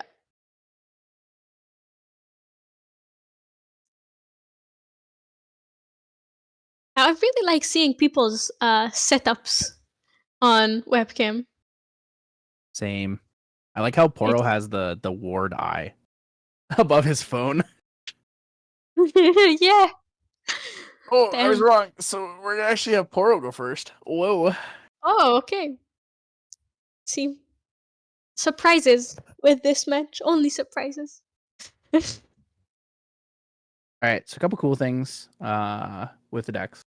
We have Poro's decks, maybe running Dungeon Guides, Fast Cures, Honorable Vanguard. So we had a lot of floating here. A lot of floating. Running 4 ofs. So we have Library Witch with the Honorable Vanguard. We do have Cremation Rituals for the Library Witch. So he's kind of like turboing. Wants to really, really push and pressure fast. Yeah. We have. And the other cool thing that I like is 4 Rending Flames. Yeah. I'm a fan. Rending Flames pretty cool. It is. Rending Flames is also an underrated card because of Resolute Stand right now. You know, you just Resolute Stand and they double 0. But True. it's very sweet. I think Fire Lorraine is still one of my favorite decks. There's a local player who runs Fire Lorraine, but it's all like 1-2 cost allies. That's the deck. I changed it. I put in Gildash, and it worked worse than before. It's hasty from Jimmy. So he's gonna go for the quick good old reliable. I have no idea what he discarded. I think it was. I want to say it's a martial guard. No, it's a fast here. When he fast here, I just it's so bright I can't tell. Yeah, when he went to change life, I saw for a second. And another fast here. You've seen it here first. Clem's eyes are way better than mine. Thank you. I have 21/21 vision actually. I probably need new glasses to be honest. Ooh, Sword of Seeking, a classic, as expected. The usual, you know. Jimmy with the stalwart shield mate wants to protect that hasty messenger. It's actually really valuable to do this. I really like when you have something that does protect the hasty messenger. Yeah. Library Witch. Library He's Witch. Gonna cremate it. Does he have it? Seems Don't think not. so. He's passing turn, yeah. Yeah. But so for the Ensoul deck, you really need to have the floating. So I completely understand why he has all that floating. But I feel like if you miss out on even 1 floating, that's extremely detrimental. Because getting 6 cards into your hand is pretty hard, even in Crux. In Crux, you know, in just normal Lorraine, you don't get the once a turn draw like Merlin does, or like once every second turn draw. Oh, goodbye, shield mate. Bye-bye. I didn't quite see what he did, but I assumed it was a cremation ritual. Cremation ritual, yeah. Down? There's 3 cards down. Yeah. 2 cards. He drew 2 cards. I see 3 cards down. Must be a cremation ritual. Creative shock, I assume. Whoa, he's going for it. He's actually just going for. He's turboing. These are 2 turbo decks, so it's gonna be interesting to watch them go. Yeah, it's probably gonna be over in like 20 minutes. I mean, from where we are right now, I think that was a heavy swing. Maybe, or it was it was the Store Championship Shieldmate. Maybe. The colors so are very similar. It's so hard to see it. Yeah. I can't tell. He's running 4 heavy swings in his deck though, so it's very possible, especially if he's focusing on Emperor Strike. Emperor Strike discarding a heavy swing is 10 damage with no weapon. You know, you have overwhelming swing as well, which is pretty valuable. Yeah, and if you go Dungeon Guide, it can even be 13 damage, which is pretty solid.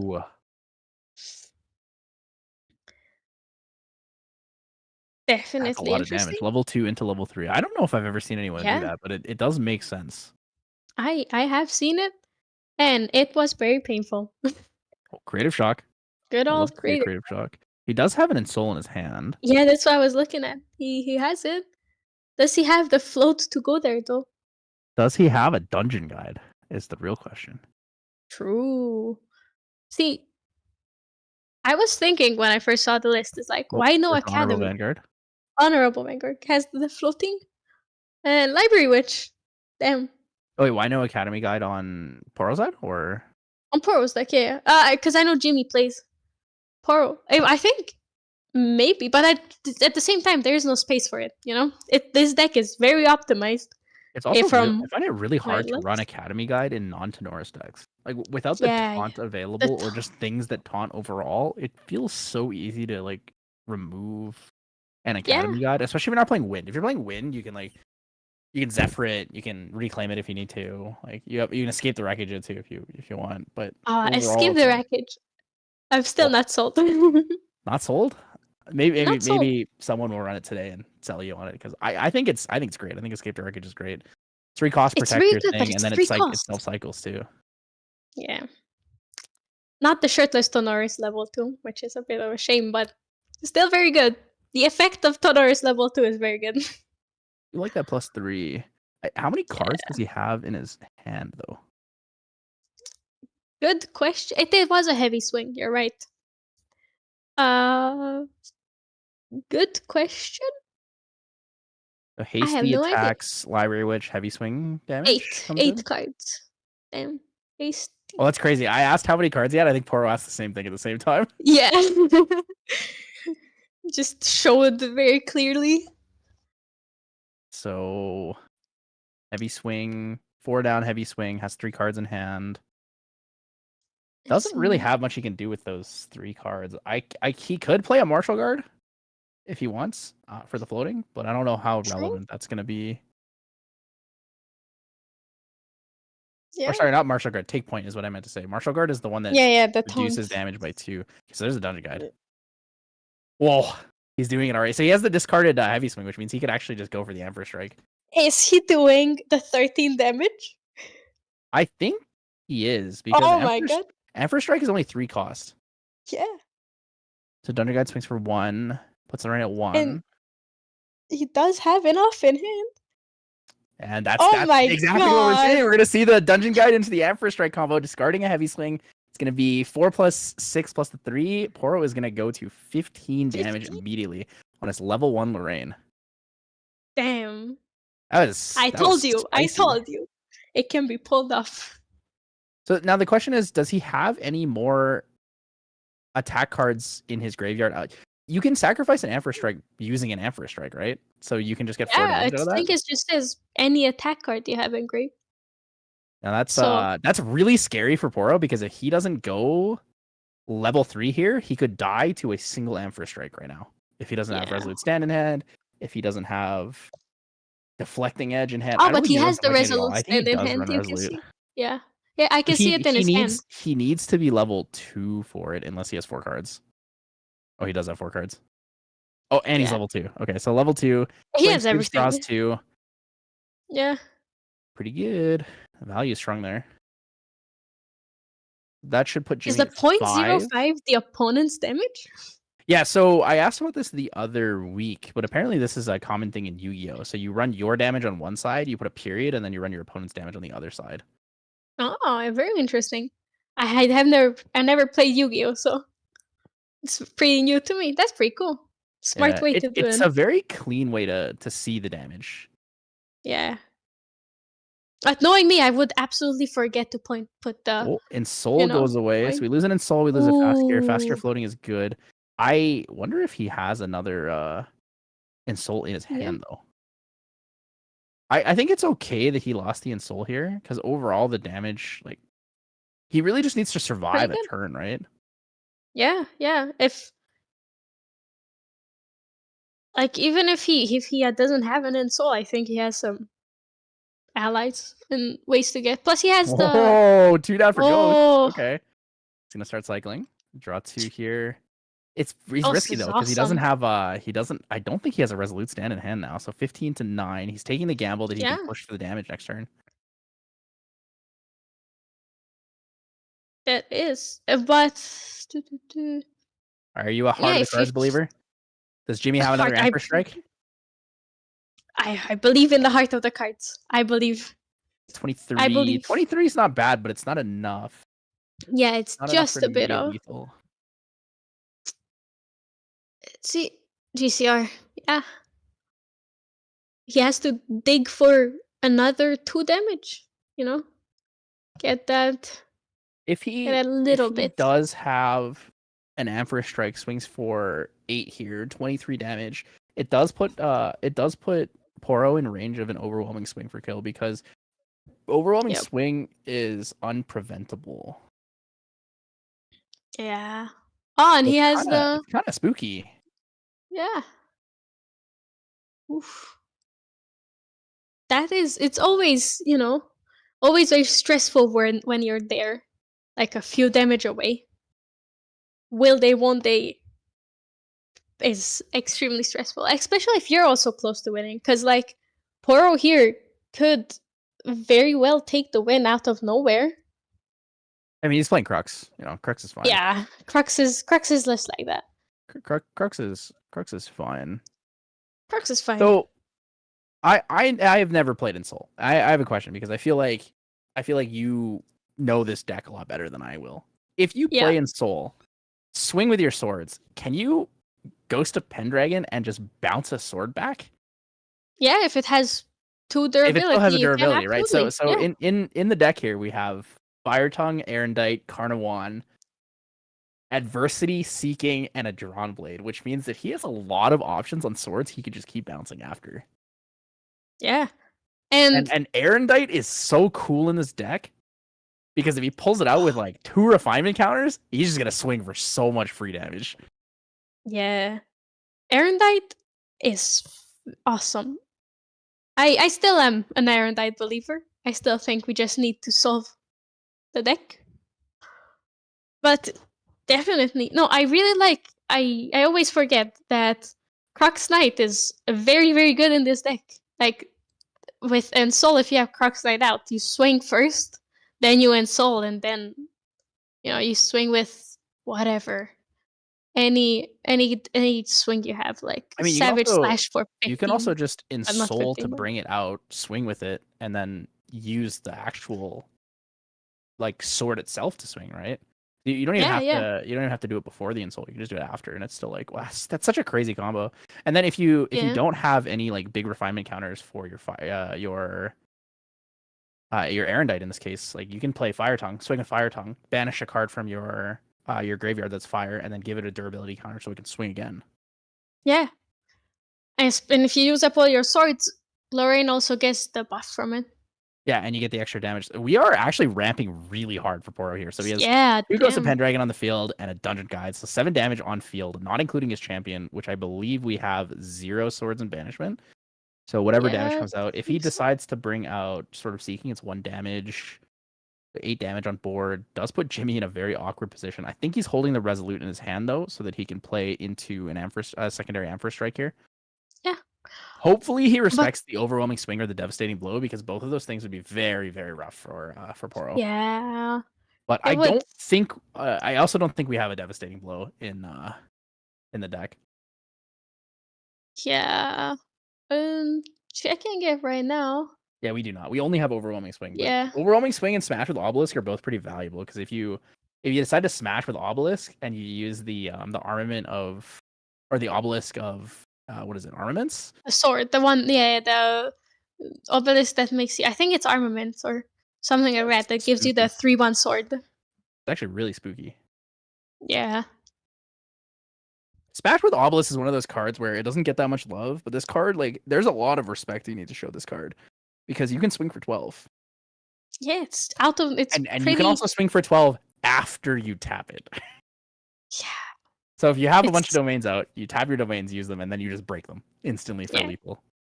Is that a blinding orb? Great. I think so. It is a blinding orb. See, damn. Yeah.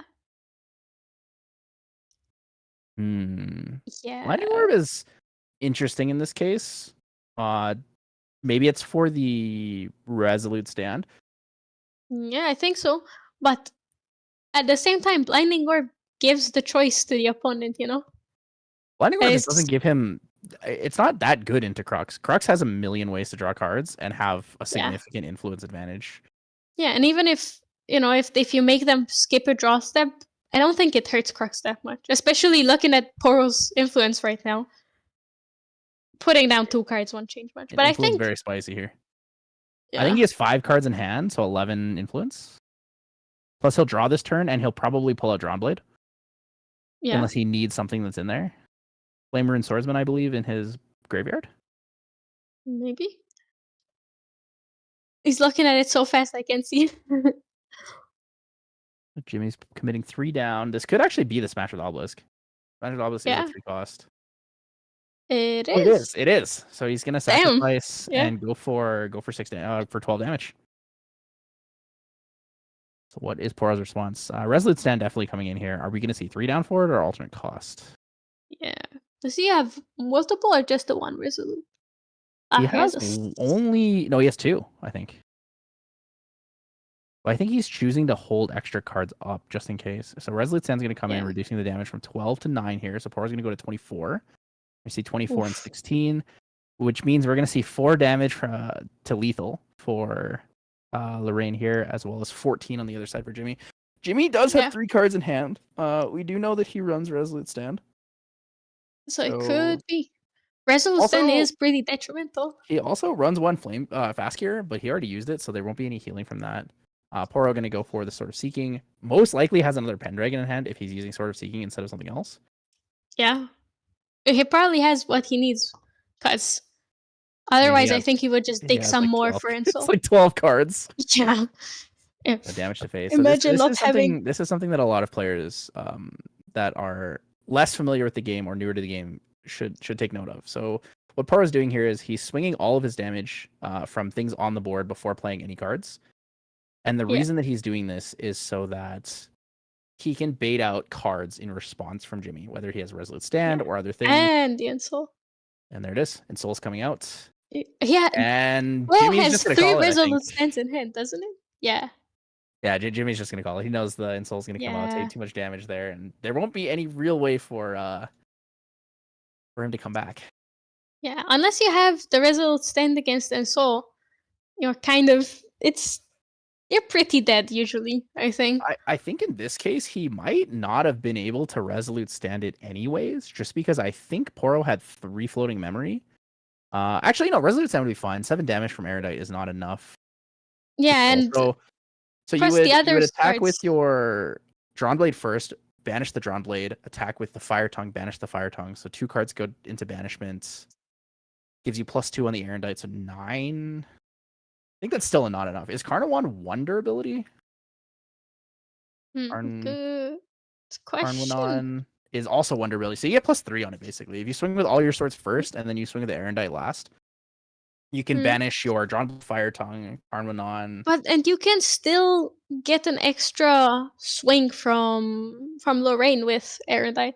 Yeah. So that's what I mean when I say the +3. So the 3 swords breaking and going into banishment via the Insult will just give Crux Knight the bonus +1 per sword. Yeah, and if you get to banish some floating memory for Erudite, that's also like 5 damage with Resolute Stand. That's still 2 damage that pushes through. I think that's a very rough. I enjoy watching Insult. I like Insult. It's a cool deck. Insult is very fun.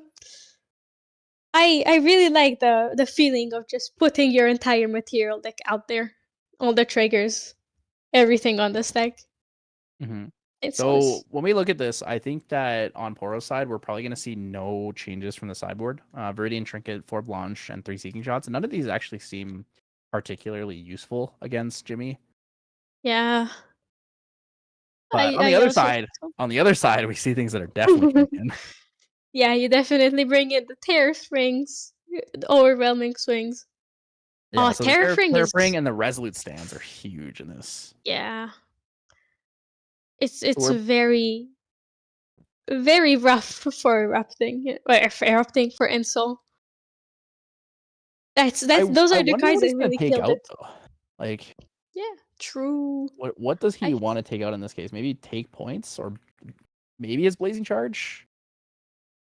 Maybe. I think take point in this. Well, it's floating memory, so it's still pretty good, but I think the others are more important. I definitely think he's gonna swap out Blinding Orb for Terrafring, because Blinding Orb is pretty useless against Crux.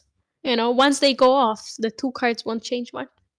It's gonna have more than 2 cards in hand.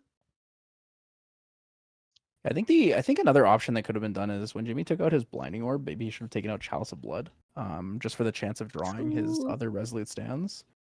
Yeah. But also, oh, actually, there's a mistake there. Jimmy runs no resolute stands in the main board. That's why. He only runs them in the sideboard. So I missed that. he actually knew that the Oh. moment the insult came out, the game was just over. Yeah. That's unfortunate. Yeah, so I think any he other option doesn't there, respect Bulwark the Store resolute or stand. Chalice of Blood, Blinding. I mean, not that many people play in Soul, so most people don't necessarily want to run the Resolute stand. But that's also why But the Poro resolute swung. stand in general is That's pretty also why good. Poro swung with both the ghosts first, right? He wanted to test to see if the Resolute stand was there. He's like, okay, I've swung twice. I've pushed him to like a very close to lethal range. If he doesn't Yeah. Resolute stand now, I'm just going to Insult because either the game's over or I put myself in such an aggressive position that next turn I can just like Savage Slash with 5 banished swords and hit him for 7. Yeah, absolutely. No, if even if he has the resolute, I think if you insult and it doesn't hit through, you still have them in banish, so you can still hit through a lot more next turn.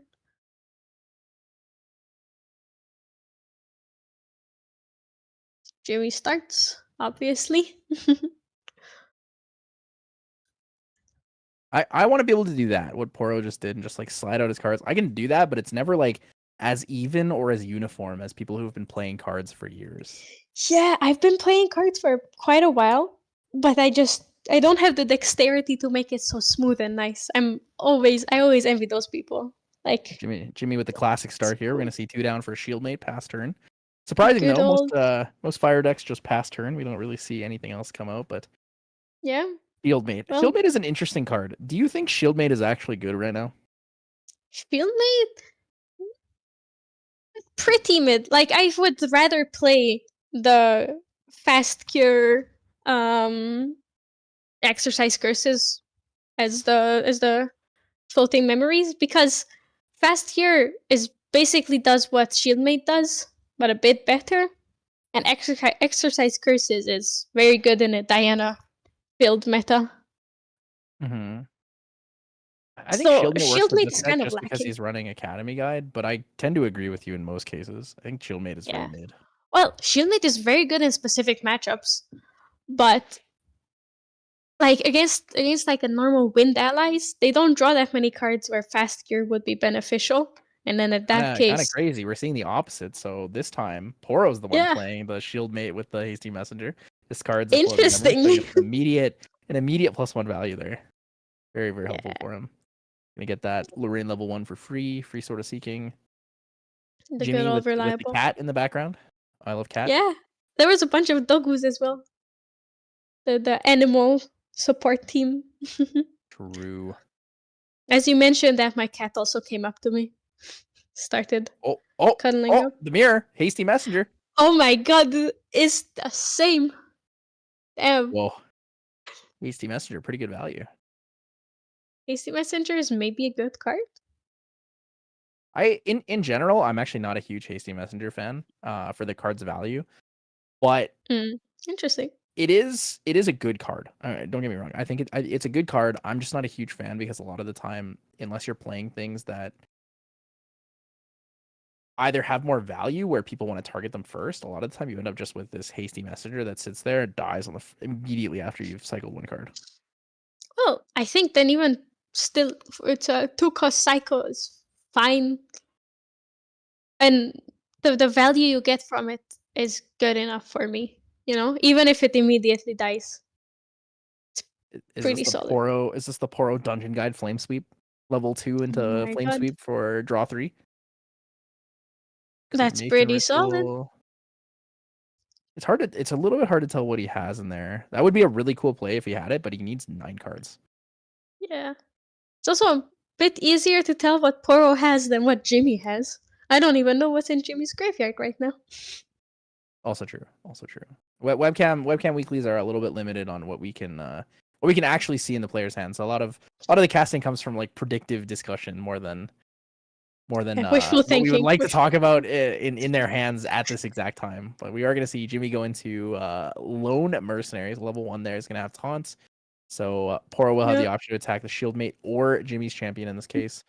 Gonna go for the Hasty Messenger. Pitching is fast cure, so his only fast cure does get the +1 floating there. Well, to be fair, I feel like if you're gonna die, you're gonna die anyways. That 4 damage is won't save you that much. True. It's interesting though, like fast cure versus take point in this case runs 1 fast cure and 3 take points. I wonder why those numbers specifically versus like let's say 2 fast cures, 2 take points. Yeah. I guess the obvious answer is he wants take point more often, but it feels like the fast cure value is pretty good because you could just play it end of turn if you need to. Yeah. And cremation, I don't know what he cremation. Honorable Vanguard. He cremated the Honorable Vanguard. Honorable Vanguard.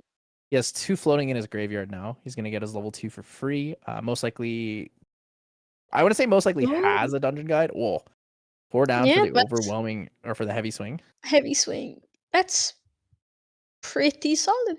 We might actually see the same combo as last game. We might see the level 2 with the floating dungeon guide and then another Emperor Strike for 13. Oh, Poro immediately gets the level up, goes straight into the flame sweep, takes out the board. He's going to be able to draw 2 here. Doesn't wait a second. The value is so good. The value is so good here. So level up for free with your floating memory. Immediately draw 2 on that. Would have been 3 if Jimmy hadn't cremated his own Honorable Vanguard too. Yeah. I feel like very often I'm torn between do I just destroy the or kill the ally or do I, leave it alive? And very often I realize that I forget rather that cremation ritual exists, and it's rarely a bad idea to kill someone's ally, because if you don't kill it, then they'll just get 1 attack and 2 cards off of it. Mm-hmm. I'm starting. Flamer and Swordsman is also starting to grow on me in these matchups because I realize like even though it's a 3 cost 2/2, the value of the floating memory is really really good. Yeah. Were you around when Veteran Soldier was meta? Hey, he has the dungeon guide. I was not around for the Veteran Soldier meta. Veteran Soldier meta. I mean, I used to use it in Prelude back then, but that's because we didn't really have that many cards. Yeah. So it banishes, I think, 2 floating there. Or at least Vanguard and something else. And yeah, he has the combo again. Oh my god, so that's a 13 damage combo. Popping in again. 1 from the dungeon guide puts him at 22. Dude, this Turbo Tenoris deck is pretty fun. So he's going to be able to... How many cards does he have? He has 4 cards in Influence? 3? It should be 4. That's scary. That's enough for a Smash with Obelisk. That's enough for another Emperor Strike. That's enough for a heavy swing. Yeah. A lot of things that make it very, very possible and very easy. So no dungeon guide though for Poro. He's gonna lose 3 cards. So Rending Flames goes. I didn't quite see what the other ones were, but does lose the Rending Flames. Go up. I also missed it, but he has the End Soul in hand. So he has a Pendragon as well, if I see it correctly. So he doesn't have the damage to pump 23, I don't think, though, with the amount of cards in hand.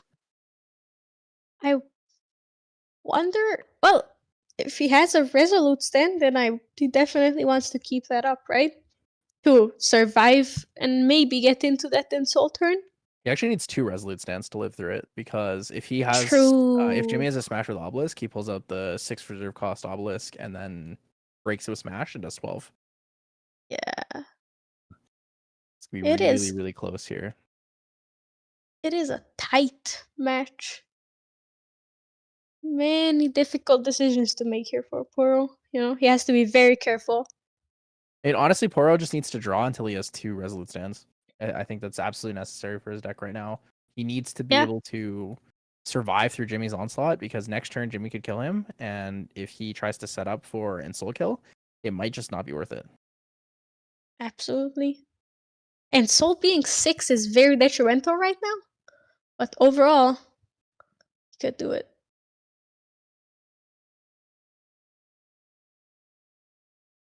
He did the math on if he did something, how much it would be, if I saw correctly. Might be thinking about a Savage Slash. Yeah. I think he is going for the Ensoul. Oh, he's counting the Ensoul damage here. Yeah. Okay, so if he Ensouls, he has nothing in his graveyard for the Erendite. So you probably swing with Fire Tongue, banish a fire card. That's 2 damage. Swing with it again. That's 2 more damage. Actually, you don't want to wait though, because you'd want to swing everything else. Ron Blade for 1. Oh, there's so many numbers. There's so many numbers involved. Yeah, oof. It's I think very mass heavy deck. is going to be around like 16 to 18 range, with nothing else on the field. But again, Ghost of Pendragon really good here. If he is able to draw for those Resolute Stance, he'll be able to protect himself for a turn, and then going to be able to play out that Ensoul immediately after. Yeah, Cremation on the Flamer and Swordsman, I believe. Yeah, he just put it on the Pendragon, and for a moment I was like, does wow. he have enough cards to play Ensoul right now? I don't think he does. He only has 4 in hand. But he does have a Resolute Stand, if I see that correctly. Maybe 2 down for a Library Witch, plays the Interceptor. Whoa, just a raw Ghost of Pendragon. No card draw. Damn. Okay, so the nice thing about doing a raw Pendragon here is he's actually within lethal range next turn. Yeah. So we have 6 damage on field. If he plays 18... the Ensoul...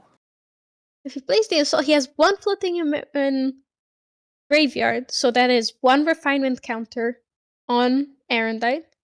Yeah, so Carnarvon swings for 3, Erendite swings for 3, 6, 9. Fire Tongue swings for 2. Seeking swings for 1. Adversity swings for 1. Ornamental Greatsword gives 1 more to the Ghost of Pendragon. So he has to clear both Pendragons and have a Resolute. Yeah. Or no, yeah, I think even if you just have a Resolute. Yeah, 1 Resolute and he's pretty fine. But two of Resolute in your 60 card deck is kind of rough. Terraforming is very, very good here. So Terraforming will deny the Ensoul. Every attack declaration will have to pay 2. Yeah. He'll be able to swing 3 times, I think, at most, if he plays Ensoul when the Terraforming comes out. Yeah, which is still a lot. Like 3 swings after playing something that costs 3 is... Yeah. Oh, there it is. Smash with Obelisk. Does have the smash. He needs to have 2 Resolute Stands. He has 1 Resolute. Yes, both. Poro with the double Resolute reduce the damage by 6. But isn't that? Wait, so that means he didn't take out the Obelisk of Armaments because he only took 3 damage, right? Smash with Obelisk should theoretically do 12, but he went for 9 instead. So Jimmy actually didn't respect. No, I think he didn't have the way to make the sword, to pay for the sword, rather. But does he have the Resolute in hand? That's the question. So the reserve cost of the domain, I think he had Obelisk of Protection, because Obelisk of Protection is a 3-cost reserve, which means it would only deal 3 bonus damage. But if he had Armaments, then he would have... Armament is also 3 you know what it is? I mixed up the reserve cost with the payment cost for the domains. Yeah. The payment cost for the domains is 6, 5, and 4. But the actual reserve cost of each of the domains is only 3. It's 3. Yeah. They only get +3. Yeah. Mistakes were made. But double Resolute, though. Kind of crazy. Yeah, that was... If he didn't have the double, he still would have died. Is Jimmy playing... I think that's his PS4 controller. Maybe he's just changing the tunes or something on his TV. Oh yeah, I always forget the PS4 is much cooler than the Xbox. All right, I'm interested to see if Jimmy has a Resolute Stand in his hand. If he has a Resolute Stand in his hand, he's going to be able to stop the Ensoul combo setup here. He's most likely going to get the kill. But because we really just have to see. Yeah, it's not hard for him to push 3 damage. It's possible for Poro to have 2 more Resolute Stands in his deck, right? He may be able to actually defend himself against another attack onslaught. So he's gonna play the Ensoul. Yeah. He's gonna go for it all in. But I believe the Terraforming was banished, so Yeah. I think he might just... He just pulled out every single sword. Just his entire material deck, and then pass his turn. Oh my! He passed his turn to put every single sword into his graveyard. Yeah, into banish, and he has another Ensoul in hand. So theoretically, he can just do this next turn again. He can and pull them even out. just He can pull all of them out. Oh. Yeah. It's kind of scary though, because knowing that like you have 6 swords down is immediate +6 damage if you were to use it, right? Yeah, Jimmy didn't take out Blinding Orb. Interesting. Sorry, it's actually 7 swords, I believe. 7 swords? It is 7 swords. He's Carmonon, Erendite, Fire Tongue, Seeking Adversity, Ornamental, and Drawn Blade. Damn. Oh, and there's game. There is the heavy swing. Jimmy did have it. Plays the Blinding Orb. Wants to Oh, sorry, not the blind. I thought he played the Blinding Orb. That's what the take point looks a lot like, a Blinding Orb at certain angles. Yeah. Damn. Spicy though. That was a really spicy game. Yeah, it was very, very interesting. The threat from the level 2 dungeon guide into Emperor Strike is kind of crazy. 13 damage swing. Twice. If you pulled the dungeon guide is crazy. Yeah, you just had to mention that you've never seen it before for it to happen twice. Yeah. It reminds me a lot of how Killadus Anson runs the Invigorated slash one, where he goes Scepter of Lumina level 1 Tony, Dungeon Guide to level 2 for 4 damage, and then Invigorated slashes for 7. Damn. That's kind of like That's massive. Very nice. Yeah. Donoris is very good at these big attack damage turns. I really like it, and I really like Jimmy's 1 turn kill attack decks. This is very spicy. Do you remember what health Poro left Jimmy at? Was he at 16? I think it was. Wasn't it 17? 17. So the interesting thing about his Ensoul combo is if he Ensouls, puts everything in graveyard, next turn Savage Slash swings for 9, and then 6 damage from the Ghost of Pendragon. Yeah. Like that's like a serious amount of damage. Like he could actually just put everything down and then all in like that. It's kind of forced into a corner though. Took a lot of damage from that dungeon guide level up, and then Poro himself didn't have his own dungeon guide, which was really unfortunate. Yeah. Whoa, he's doing it. Honorable Vanguard into the immediate cremation ritual. Can't swing for an attack, so might as well just burn her alive. Yeah, she did her job. Sacrifice for the greater good. True. Honorable floating memory. Yeah, cremation ritual is very, very good because it's very often a +1 because you're not gonna cremate something that doesn't do anything. You're rarely gonna do that. And if you cremate like this, a floating memory, just go up for free, or with Library Witch, draw an extra card. I think it was overlooked for quite a while, and then all of a sudden it popped up everywhere. Or maybe I was just the one who didn't see it for a while.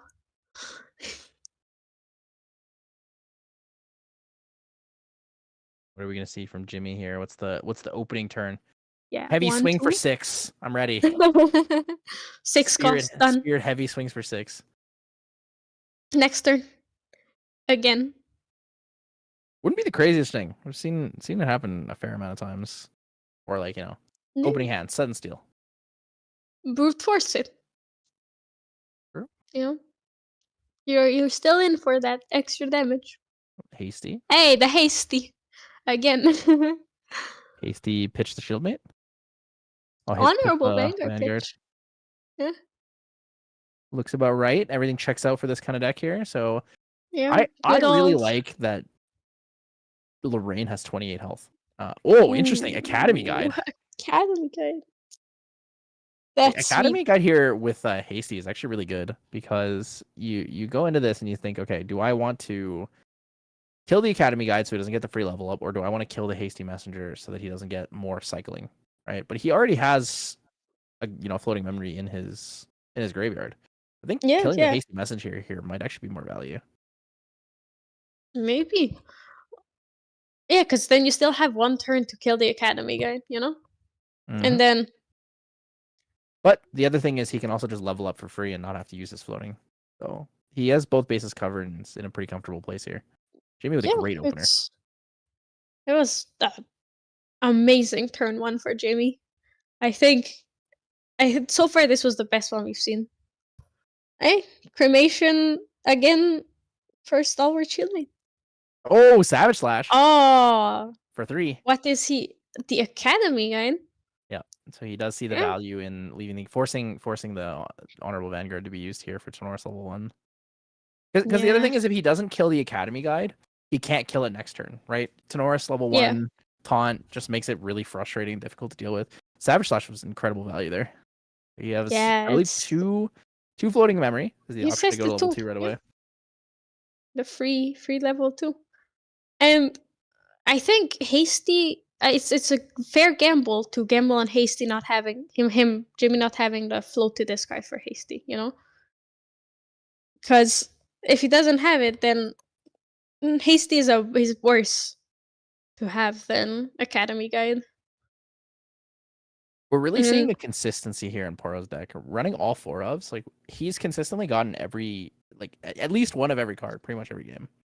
Yeah, he's seeing what he wants, and always having the perfect cards. That's, I think it's fantastic. Minus the dungeon guide. Last game, no dungeon guide. Minus the dungeon guide. Oof. What is something's being counted with the graveyard? Crimson Tear. I like Crimson Tear. I really like Crimson Tear. It's an unconditional 3/2. Well, almost unconditional. Level 1, sure. Well, you also can't swing into Spirit for 3. You have to swing into a human. True. But it's pretty close. Crimson Tear is just such a good card. Yeah. It's 3 cost, 3/2. And then the level 2 effect of it is fantastic. You're deflecting edge at Crimson Tear, you can kill something, wake it up, retaliate, defend yourself. You just do everything at once. It's a multi-tool. A Swiss Army knife. Crimson Tear is like a secret crux card. It just does everything. You're right. I really like the art of her as well. Very pretty. Crimson Tear CSR is fantastic too. It follows the trope of really, really, really high-end art cards having a whole bunch of butterflies. Oh, Creative Shock pitches the fast cure value. And as I say that, he puts up the CSR, the beautiful Crimson Tear. Absolutely so fantastic art. Yeah. I think the ALC CSRs are all so beautiful. I want to have one of each, man. It's so nice. Yeah, just such a beautiful card. And a lot of these CSRs, it's really cool that we see the value of CSRs too, right? Like players use these cards that a lot of people consider like, oh, these are collector cards. But realistically, if you're a player and you love the game and you have these, it's fun to use them, right? They're beautiful. Yeah. They're absolutely stunning to see across the table. They're stunning to see on webcam. It's such a nice stunning to see as a caster. You know, it's very easy to tell what the cards are. And when we see Caven on our stream, and we're like, oh yes, the CUR 123, the first edition Rain coming out. It's just the Ambassador promo Banner Knights. True. No, and that's his 3rd Banner Knight, 3rd Ambassador promo Banner Knight coming out on the field. Yeah, damn. I haven't seen that many in my life in total. So pretty. I really like the Ambassador Banner Knight art. It's perfection. You guys haven't seen it. It's on the stream right now in the corner there. It hasn't been played in the game, but since we're discussing it during this this temporary moment while both players are thinking, we thought we'd show that to you guys so you could experience what it's like to be as cool as Clem. I mean, there are many cool people around. Like, Cayman is 3 times ambassador, 4 times ambassador. Whoa. It was awesome to watch Nationals. What the players are going to do right now. They're kind of just... Yeah, we're waiting. Patiently waiting. Good. Is there something happen? Nothing at end step for Jimmy. I want to say that he played a Martial Guard in response to Lorraine's attack, but I really couldn't tell because I couldn't see the card.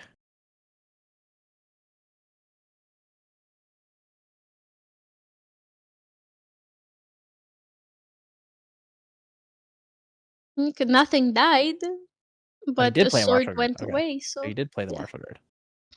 But most likely we saw yes. a swing for 3 into the Crimson Tier. Martial guard blocks 2, gets the floating memory. Well, does not get the floating memory yet, but will soon. Yeah. Maybe pumping damage here with that Crimson Tier. Swings for 3 as Lorraine is a human. Yeah. No automaton champions yet. Maybe next set. Leaks? Question mark. Clem? Is Clem leaking, guys? Are we getting automaton champions? Is this a thing? Maybe. Are you a leaker? I don't have inside info, unfortunately. Whoa. I don't know, chat. Do you guys believe her? If there were frogs in the next set, I think it would have been leaked by me already. That's the only thing I could ever leak, and that would ever be leaked to me. Jimmy with the heavy swing again. Heavy swing is such a good card, man. 16. It's carrying. Poro needs to be very careful because he is in level up lethal range right now. Level up dungeon guide. In the danger zone. Even if he does have a flame sweep to clear the board, he has to be very careful. Yeah. Norris level 2 plus 3. Even just to Norris level 2 with the heavy swing itself for 9 is a lot. It's going to put Poro in a very, very, very sticky position. Yeah. Does get the floating memory again from the Creative Shock. Good value there. Did he have 1 or 2 floating? Oh, 1 floating just for floating the for Drawn Blade. Drawn Blade. Nice. Drawn Blade will draw. Surprisingly. Recollection decisions. Oh. I always forget that you can play cards before recollection, unless it's like pay for something. Creative Shock? Does he have the cards for it? I don't know. That's what I'm trying to figure out right now. If he has enough for another Creative Shock. I don't think he has. I don't think he has anything else that's fast in his deck besides Creative Shock. Yes. Same.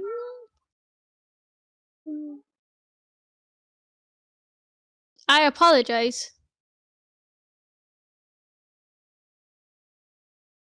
Yeah. Fast Gear is the only other card he has that's fast. I mean, I think he has too much influence for Fast Gear to be relevant here, but it is a good card.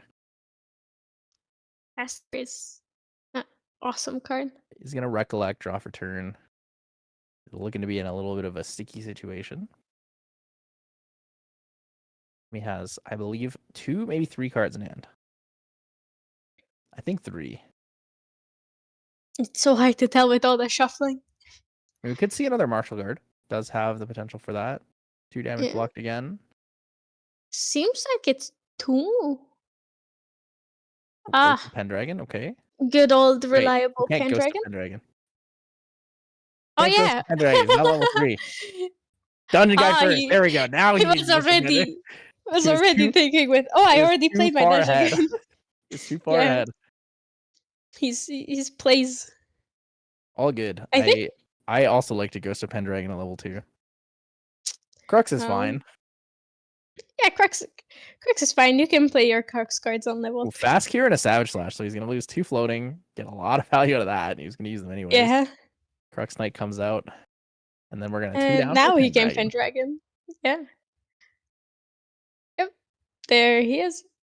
That would have been so awkward if he Pendragon and then didn't have a dungeon guide and was like, oh. Never mind. Yeah. Let me just. Oopsies. I think we really want a Library Witch right now.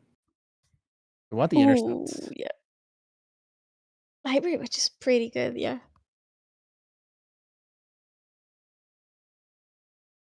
Flame Sweep is good too. He has it, but needs to have something for protection. So Resolute Stand, Library Witch for intercepts. Yeah. The thing is, if a Library Witch comes out, I think Jimmy just plays Smoke Bombs and wins a game. Yeah. So could be rough. You can't rely too heavily on those. Unless you have 2 Library Witches, in which case True. It's still, he can just still Hasty Messenger and kill it. but it's still better than nothing, you know? Unless, Poro cleans out the board. Oh, and he Library does. Witch. W. Go for it. 2 cards in hand. So Library Witch and a Resolute Stand, most likely. Hopefully he has it in his hand. Otherwise, this could be very rough for him. Yeah. I'm a little bit surprised he doesn't swing into anything else. Maybe he's afraid of a... Well, level 1 Tenoris does not have an option for Deflecting Edge to wake up the... what's it called? To wake up the Crimson Tier, so... Crimson Tier, yeah. Oh, he's under Terraforming. I didn't see the Terraforming. Oops. Yeah, me neither. The light is too blinding. My eyes. Too bright. Band. Too bright. So banishing the Cremation Ritual as well as his using his Sword Shieldmate. Yeah. Level 2 +3. Big damage. We're not gonna see the Smoke Bombs because he chose to go into level 2. Yeah. Could see a Flame Sweep though. Flame Sweep could be some big damage. Oh, Flame Sweep Library Witch for this. Ooh, does he want a Library Witch block the 1 damage versus blocking 3 damage? Oh, actually, I think he just swung the Hasty directly into the Library Witch. Because this is the best choice here, in my opinion. Yeah. It'll be 3 more damage to face. And there it is, Resolute Stand. Resolute Stand gonna block that damage. Good old reliable. Tony probably still get a heavy swing for 6 here, though. Does need to push Poro into range fast, like a lot sooner than later. Yeah, it's very easy for Poro to stabilize now. Because he's on level 3, he just needs to have 1 floating engrave. Just grab the Drawn Blade over and over and just dig.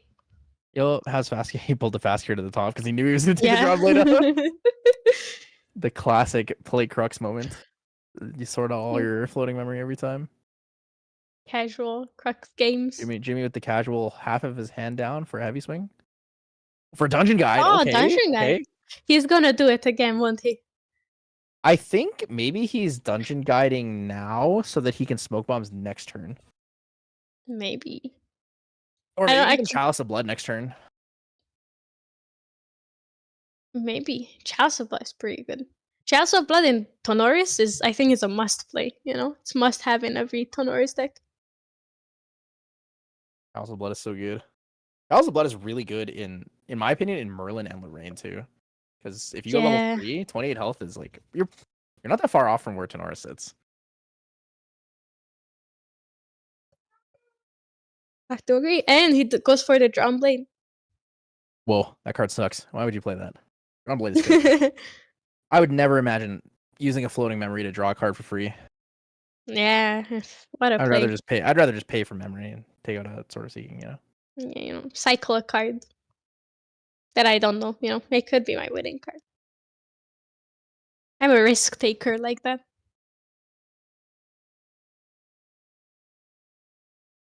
He has Rending and I think another Pendragon.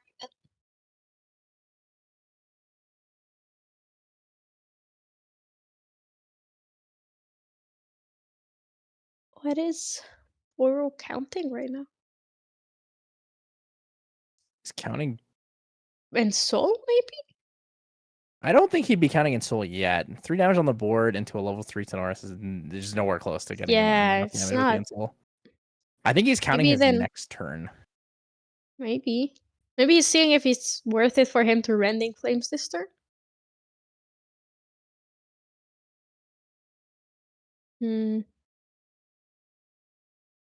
Because he has 2 Rending Flames in hand. Oh, Flame Sweep. Flame Sweep to clear board is good. Value's good there. Pretty reliable.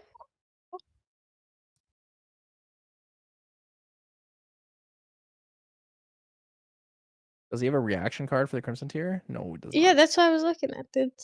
Does not. Or did he just the damage comes in from the Dungeon Guide. So Dungeon Guide Retaliation. Yeah. It's 11. Shieldmate. Shiny Shieldmate.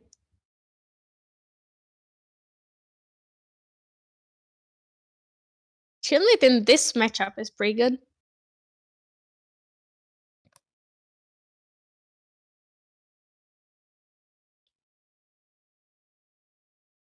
Let's see what Jimmy... Will Jimmy bring the smoke bombs for the Shieldmate? If he has lethal in his hand or close, he probably will. Yeah. I think he's debating it right now. Probably. He's 11 damage out, so it's like not quite there yet. True. We could also just see, like, he could just take the Bulwark Sword out, swing Bulwark Sword into the Shieldmate, and then kind of set up after that. Yeah. Oh, Bulwark Sword is such a good card. I think it's very much needed for 20.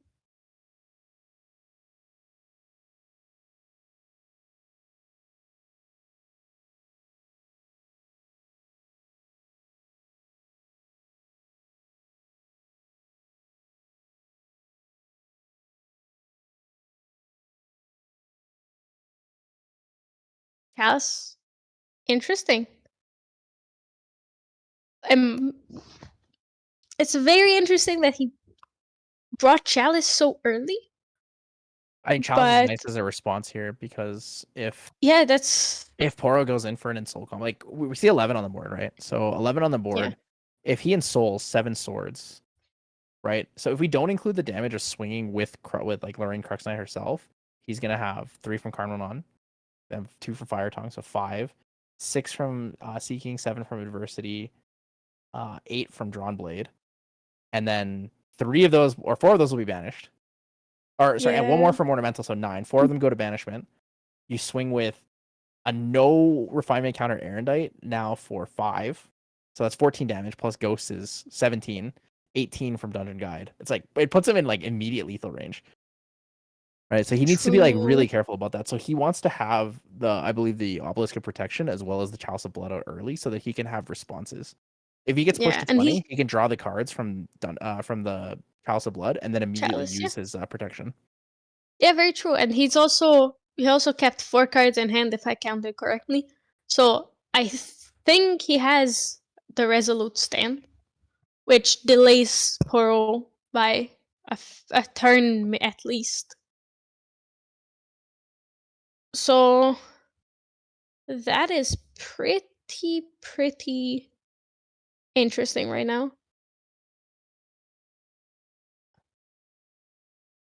Obviously, Poro has to be very careful to not push Jimmy to 20, you know? Which is also very good. Pushing Jimmy to 20 here is honestly fine. Mm-hmm. It's not really a big deal if he pushes him to 20 to give him the Chalice of Blood. Because he's going to get it regardless, right? You're not going to be able to hit him with one swing big enough that there won't be an opportunity for Chalice of Blood.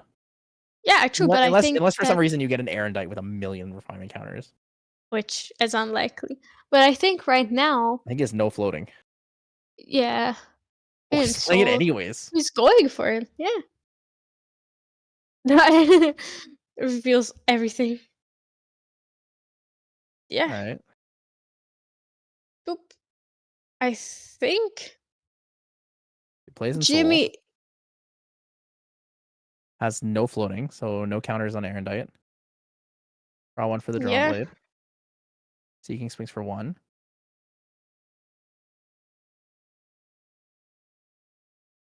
Drawn Blade swings. It's going to do Fire Tongue.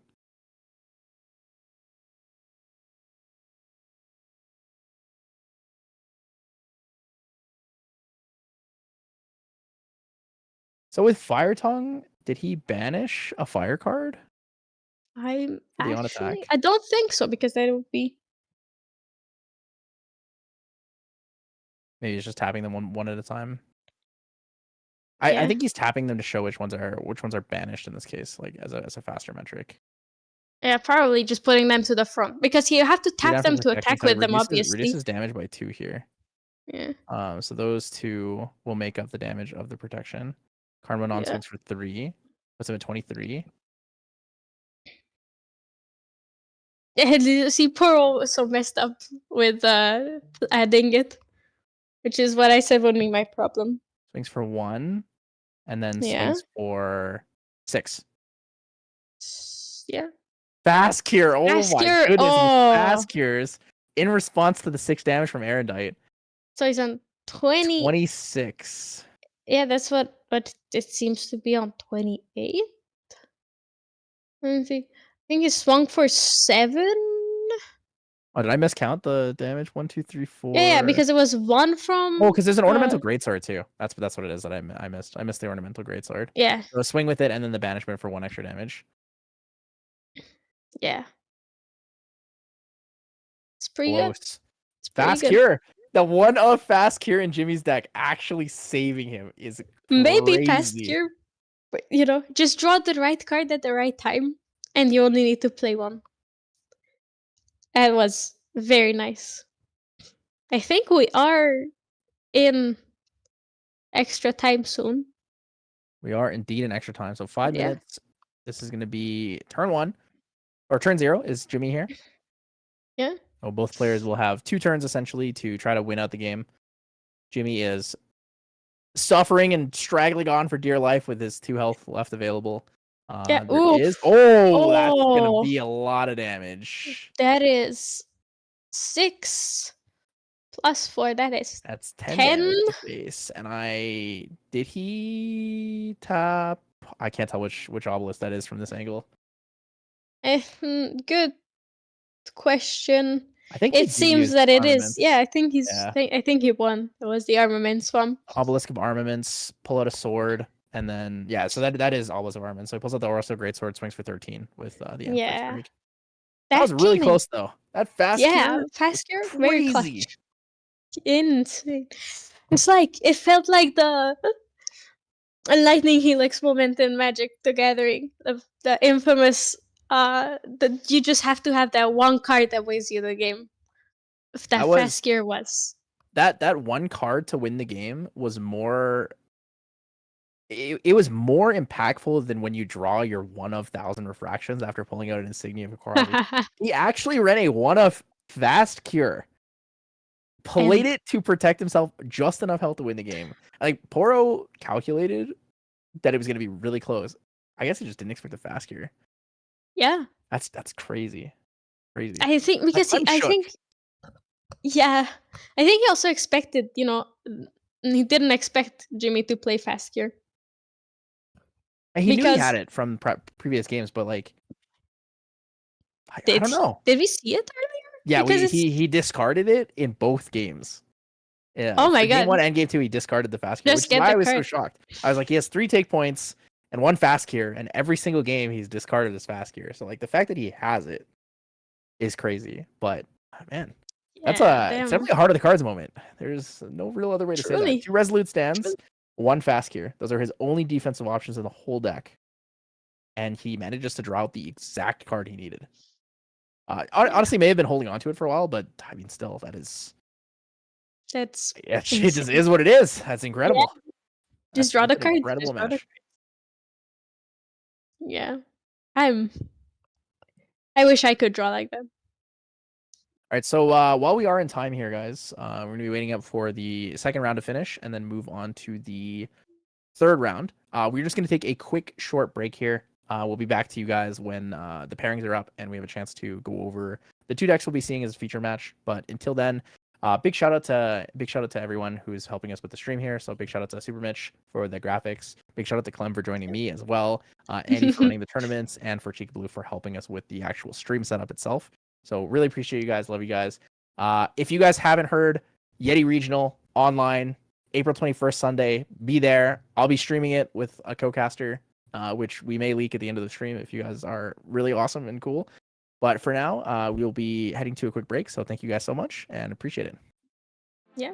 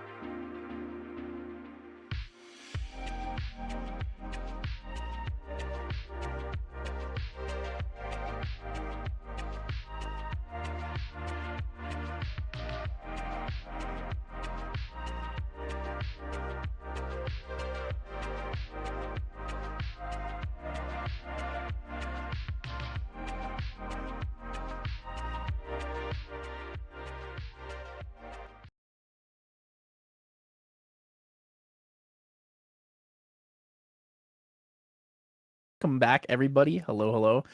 We're moving on to round 3 of the Yeti Weeklies. We have a Carbonite versus Krios on Fire Diana versus the Fire Tenoris here. Very, very cool decks. I have never seen a Fire Diana played in person yet.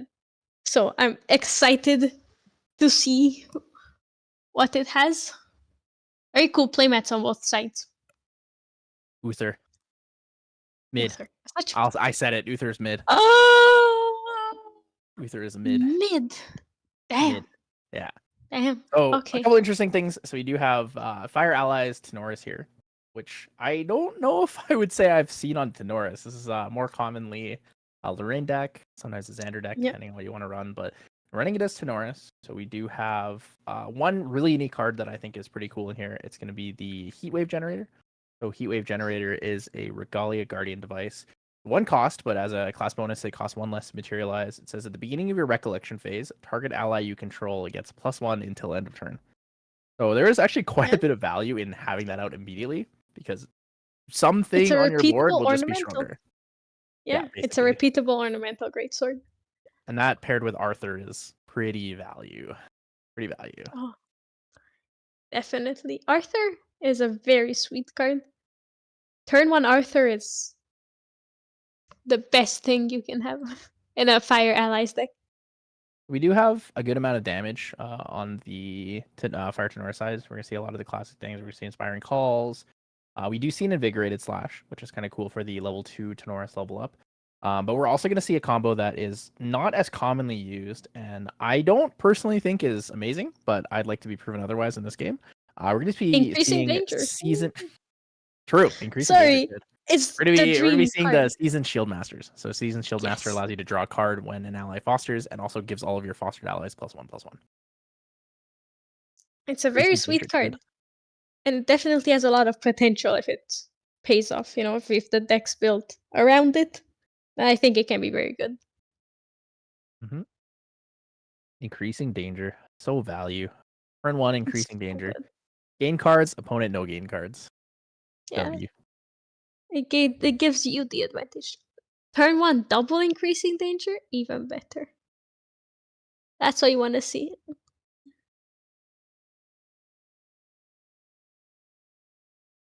So on the other side, we have Fire Diana. We're going to see the classic Dusk Stalker build. We do see Shadows Twin in the main. This player is actually running enough respect for other things in the game. So Fracturize, etc. We do see a Deploy Gun Shield. So a spell shield for the Shadows Twin on the +2 trigger. And we are actually running an Umbra focus. So we do have Carters, False Steps, Mind Breaks, and Umbral Tithe. Which is a lot. Krios with the Fire Tuned Automaton. Card is pretty strong. So 2 cost. It's 2 cost 3/1. But as an additional cost, you have to discard a Fire Elemental card from your graveyard. Or sorry, from your hand. From your hand, yeah. So it's basically a 3 cost 3/1. So it does help you kind of fill your graveyard if you're looking to play things like a Rending Flames or Fiery Momentum, but it does give you class bonus floating memory. And we're going to see a Veteran Blaze Bearer. So he's going to put the rest of the cards in his hand down, pull out that Veteran Blaze Bearer. Also pretty good. So Veteran Blaze Bearer, I believe, is a taunt unit. Yeah. Uninterred taunt with class bonus Steadfast. Yeah. But of course, if you rest it to retaliate, then it loses taunt. But Steadfast is very good because it lets you retaliate without resting it. So it's interesting though, because Steadfast on a 2/3 doesn't seem as valuable, but I guess it depends. Like you can use it to kill like a hasty messenger that's attacking you while you're rested, for example. Yeah. Ooh, pitching the Deploy Gun Shield. So he's gonna have that floating memory in his available for him. Yeah. Play 2 more for a Library Witch. Library Witch, very, very solid play. Library Witch, pretty good. I think against fire, you're less afraid of, because Burn to Ash is slow. You don't really need to keep up your Deploy Gun Shield. That's true. Because you get to attack at least once with it, and at that point, you're very likely to kill. Yeah, you're in such a strong advantage from this point. Something interesting that I don't see a lot of decks run, but I would like to see a little bit more of is I'd like to see more decks running Fireworks Display. So I think Fireworks Display works really well into this. So it's really good into Shieldmates. It's really good into Honorable Vanguards. Great into Library Witches, because instead of the death, you basically just instant banish. Yeah, I really like Fireworks Display. And this is a neat one though. It plays the Forge Light Shieldmate, and we were just talking about this before the game. This is like a budget kind of creative shock, essentially. So on Foster, you're able to draw 2 cards. You can discard a card afterwards, and if you discard a fire card, you get a buff counter. So it's pretty good value. He's actually pumping quite a bit of damage in here. So we have 8 damage on one side already, Dyna level 1, and we're going to be playing an Imperial Recruit as well. Holy sweet card. A lot of damage is coming out, so that is also a great Foster card. Comes in the Tenoris starter deck. A 1. What is it? It's a 1/3. It's a 1/3 by default. Fosters into +1 attack. Yeah, it's the prime card into the combo meta. Because usually it will get fostered. It's very hard for combo decks to deal damage to specifically it. So we are going to see Carbonite going into level 2 Diana. Does bring out the Taser Shot for the on-enter effect, banishing and increasing danger, and paying with the floating memory from his Deploy Gun Shield. The downside here to using the Taser Shot is that I don't think we're actually going to see Krios going into a level up here. I don't think he actually needs to. He's kind of more focused on just pumping out the damage, but with the Dungeon Guide here, 25 damage into a Diana is going to be a little bit on the tough side. Yeah. And that's going to be a lot of damage into Krios as well. So if we do Lineage release the level 1 Diana here for a Shadow's Twin, then we're going to see what is 7 damage? 7 damage with the Taser Shot, and then double trigger on the Taser Shot means that if he levels up, he basically will just instantly die. Yeah. Let's see, he's going for it, I think. See, 2 down. Oh, 2 down for a Carter. Oh, this is bad. This is bad. So Carter's going to sacrifice, recover 1, cleave the entire board. Oh my goodness. So everything will die. Gone. Carter swings cleave for 4. He's going to retaliate with... Well, the steadfast is only... it's a class bonus, so... Yeah, so he's not going to retaliate. Look to set it up and then realize he wasn't quite there at the level. Ooh, that's rough. That Carter is... That's like the perfect hand for you when you go into level 3. Carter's fantastic here. Carter is so good. Carter was made for this matchup. Yeah. And then I think he needs to... I can't tell if he actually banished his level 1 Diana, but I think it's well known that that's what happened to get the Shadow Spin out. Yeah, I just can't see if it's underneath the... I think it's underneath the Creative Shock, but I'm not 100% sure. He made the move pretty quickly. Yeah, I saw him grab it, I think. So I think he Lineage released to get the Shadow Spin. We're looking to... This is looking like an impossible recovery scenario here. So Krios has 5 cards. If he goes to draw another card, he's going to take 4 unpreventable damage from the 2 Creeping Torments. So first draw for turn, he could pop his GCR, draw 2, go to 14, live on 1 HP. So he is going to do that, I think. Boom. He's going to pop that. 14. It's going to put him at 14 damage. And this is going to be the Hail Mary. So he needs to be able to entirely... First of all, he needs to be able to clear the Carter. He needs to have something that will protect him from the Diana dealing damage. So in this case, non-distance Diana is going to deal Shadow's Twin, +2 trigger, and then that's game. He just calls it. He knows there's nothing else available. And that was a very good example of why Fire Diana can be extremely scary. He had every burst opportunity, had the perfect setup for it, came in, cleaved the whole board with the Carter, and really just gave Krios no opportunity to try and pump that 25 damage out. Yeah, this was... Fire Diana is insane. He had, I don't think there's anything Krios could have done differently. I think, he did his best, and then Fire Diana is just faster. We're 9 minutes into the round. When you look at the matchups, like Carbonite did get an increasing danger on turn 1 and went first as well, right? So he has he has the advantage for level up speed. He has the increasing danger, which denies you the 1 card on your first turn, and gives you the overall influence for your second turn. He also was able to pull out the dungeon guide and a creative shock for the floating memory with his Polygon Shield. So he actually really just had the perfect hand, right? Everything went exactly as planned. Had a Carter in his hand available. We don't really know if he top decked it, but if I would just assume he didn't, because I'm pretty sure he runs 4 in this deck.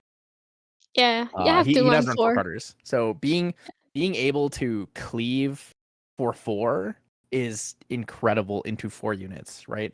Only one of them can retaliate if he has the class bonus. So there's no actual way to kill the Carter in this case. Carter comes in, sacrifices the dungeon guide, recovers 1, sweeps the board for 4, recovers 4 more. Suddenly, on top of clearing the board, you have now removed 4 more damage from the board, which is generally 8 cards that you'd be putting down. Right, 3 cost 2 3s. It's such a crazy momentum sweep for Carbonite that Krios had like no opportunity to come back after that card. Yeah, there's nothing you can do at that point, I think. Because I always thought that, because and locally there isn't any Fire Dianas, because there isn't enough Carters. But so I always thought Carter was a 4 cost, but Carter being 2? Damn. Carter being 2 cost makes sense though, right? Advanced Elements need to have a payout for Carter is the Umbra. Yeah, Carter is the Umbra Pendragon. The Umbra Pendragon just absolutely obliterates the board. Yeah.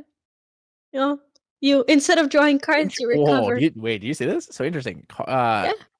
Krios lost and opts to go second. So as an allies deck, you do get the advantage of being able to attack immediately. But the risk of Diana popping off, right? Increasing dangers. You have the opportunity for just a faster level up into 3. It's kind of scary. Yeah. So he's gonna pass his turn there, 7 cards in hand. So most likely a creative shock. Maybe bricked. Didn't quite get what he needed, but maybe. We'll see what, usually for fire, this means a creative shock. Whenever a fire player just draws their hands and says pass, I think it's safe to assume they're gonna creative shock.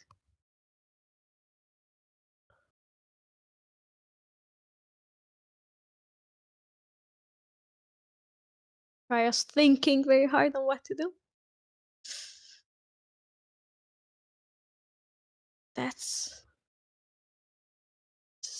I think it's the Shield Maiden. I believe you are correct. That is a Forge-like Shield Maiden. Shield Maiden, yeah. Foster is really nice. Sadly, without the class bonus, you won't have the buff counter. But that's a Forge-like Shield Maiden and a Seasoned Shield Master. Shield Master. Oh. Shield Master kind of good, but needs the class bonus for Shield Master. Yeah. Both of them. He really needs to level up next turn, or else. Yeah, absolutely needs to go to Norris 1. So without that, it's going to be kind of rough. So we're going to see an end step. Nothing? Creative shock? It seems odd. Then maybe he could end step Exercise or Fast Cure as well. Exercise, yeah. It's just fair. Oh, and a backstep. Okay. Backstep, draw a card. Yeah. Maybe he's going for the immediate taser shot. Possibly. Dungeon guide, taser shot with anything really could be enough. Be very, very good to stop this Foster combo. He would basically have to level up anyways to take it. Having the Seasoned Shield Master with the class bonus, like if you're not Tenoris, you're basically just wasting the cards out. Yeah. It's a very bad spot if he doesn't level up, and I think the taser shot would be the play here because he is forced to level up next turn, so it's just basically guaranteed for damage unless he wants to lose a lot of value. That's a bomber. Oh, I forgot her first name. Automaton bomber. Yeah, so floating memory and then range 4. Range 4 kind of spooky on this thing. I'll be honest with you. Yeah. The range 4 is spooky. She does have ranged with reposition. Yeah, so reposition. I believe class bonus floating memory as well. big swing to face. We're going to see 5 health here into the Spirit, which is now a Tenoris. He's going to be banishing 1 from his memory at random. Which will also protect his allies.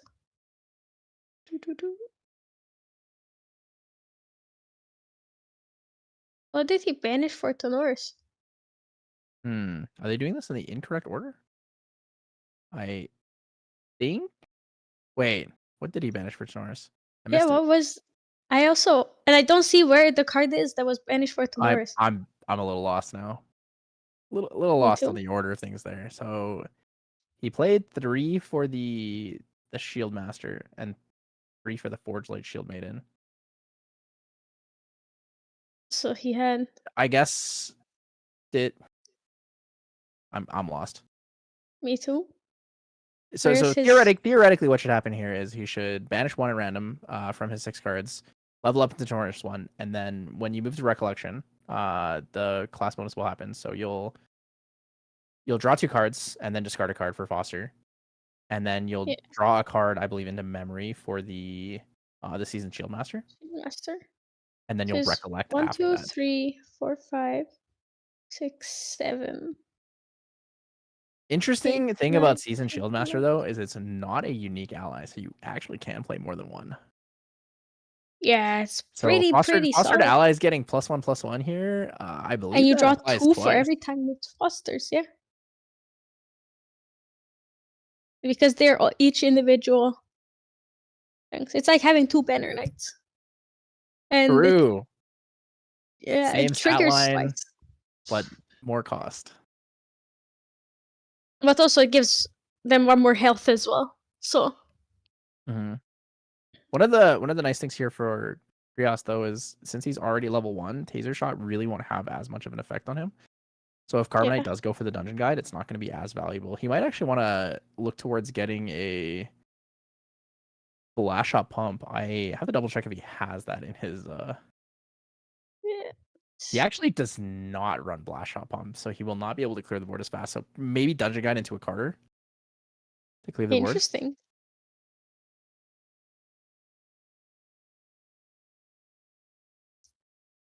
Dungeon Guide does come out. We are going to see more things out of order. Yeah, you got to banish first, and then and find your champion. But in this case, it's not such a big deal. Playing pretty casual matches.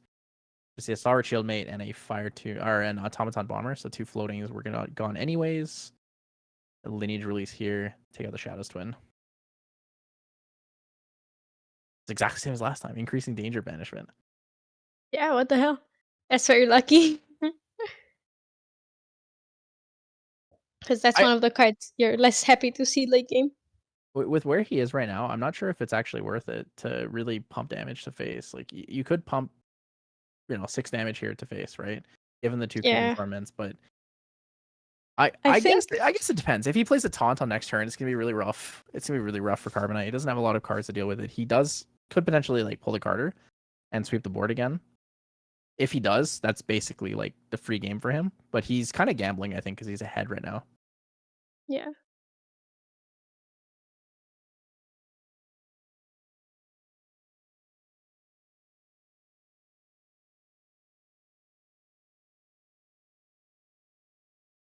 There it is. There's the Foster. So draw 1 into memory. Draw 1 into memory. 2 into damage. Yeah. And so I guess now he's able to just pull out a GCR, banish it, and draw anyways. So there's the Bobble for draw. Yeah, Bobble. Pretty smooth sailing. I actually didn't realize he pulled out the Bobble. I thought he pulled out a GCR. Yeah. It's a little hard to see with the darker camera there. A lot of cards in hand, though. Yeah. We do see a lot of cards in hand. So we're going to see, let's see, Fostered Allies have +1/+1. So Imperial Recruit has... Invigorated Slash. Okay. Invigorated Slash, just a little bit of raw damage in. Swings for 2, I believe. Think so.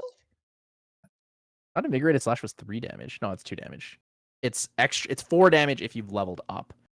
Oh, here we go. Okay, so 1 down for the Inspiring Call is gonna let that resolve. Draw 1 into memory. Yeah. After you draw your second card, you can go ham. Does he have another Inspiring Call? There's no way. If he has another Inspiring Call, It's gonna be a lot of damage. It's gonna be 5 damage from the Imperial. 4? 4 down. Oh, 4 down for an Arthur. Oh my god. Holy. Even better, I'd argue. Okay, so Arthur swings for 2. Shieldmaster swings for 2. 3. For 3. 3 because you're of right. Inspiring Call. Arthur. Yep. Yeah. 3. 5 from the Imperial Recruit. Or 5 from Shieldmate. Yeah, and that's lethal. And that's 5 more. Wow, that's kind of crazy. That's also out of nowhere. 2, yeah. Whoa.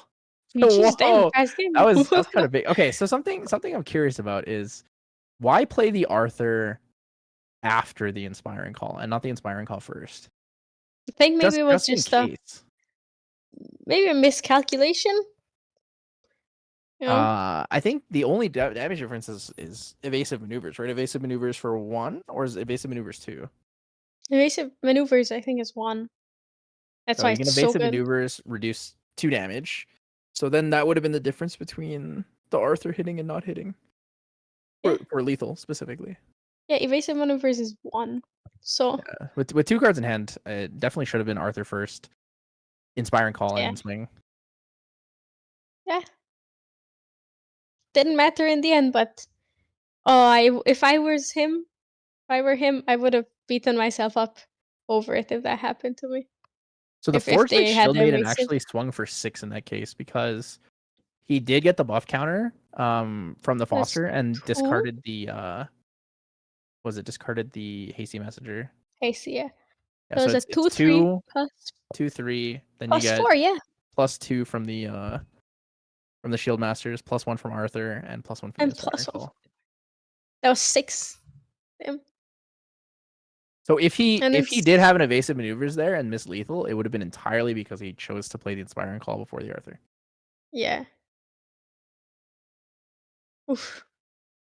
Pretty spooky.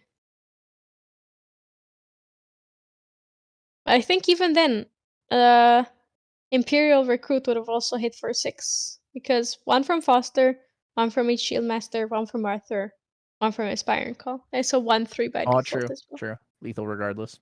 You're right. Yeah. I missed 1 damage there. That's pretty strong. This is a speedy match. We're 1-1. It's 20 minutes into the round. Yeah. I guess we're making up for the last round where we had maybe a couple minutes between rounds. This time we're gonna have a little bit more of an opportunity here. So turn 1, increasing danger, extra value as always. You get the draw 1 into memory. Pretty good. Increasing danger. I do love carrots. Big fan. Big fan. I don't think I've ever played Increasing Danger as a card. Really? Oh, actually, that's not true. I played Erupting 1 time. But otherwise, gave in. Not as common of a thing for me to see. 8 for turn. All right, who do you think has it? It's 1-1 right now. Carbonite versus Krios. You've seen the power of both decks. You've seen that immediate level 3 perfect Carter setup. But you've also seen the double Foster Seasoned Shieldmaster Arthur. What do you feel? Good question. I don't know. It the tide can turn so fast in Diana's favor that I really don't know. It's kind of crazy. Both of these players have such explosive decks, being the fire archetype, but also just the way that their decks are built. They're built to kind of like combo these cards into each other. So on Krios' side, he accrues value with his Seasoned Shieldmasters or his just fostered units in general. And then on the opposite side, Carbonite just has the ability to either kill you with his Creeping Torments into an Umbral Tithe, or just pop out a Carter and wipe the whole board. Yeah. It's really anyone's game, I think. And discarding a Shieldmate's going to get that free level 1. Creative Shock. One of the best cards in there. Category 1, by the way. I think Creative Shock would be so much fairer if every color had a Creative Shock, you know? That would be crazy for Wind. Well, not to deal 2 damage, but personalized for each color. But yeah. Like, if Creative Shock was in every color, it would be a must play in every color. Just too good.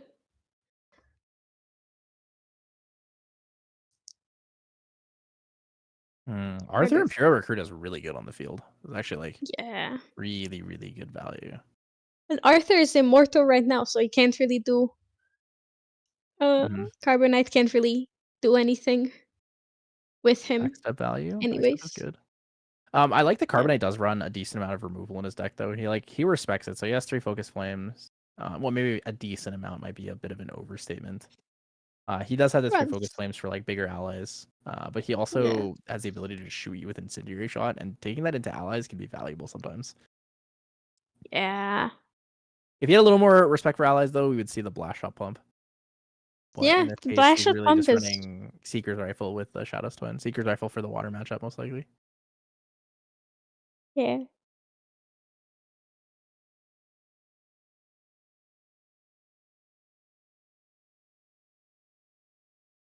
It's pretty good.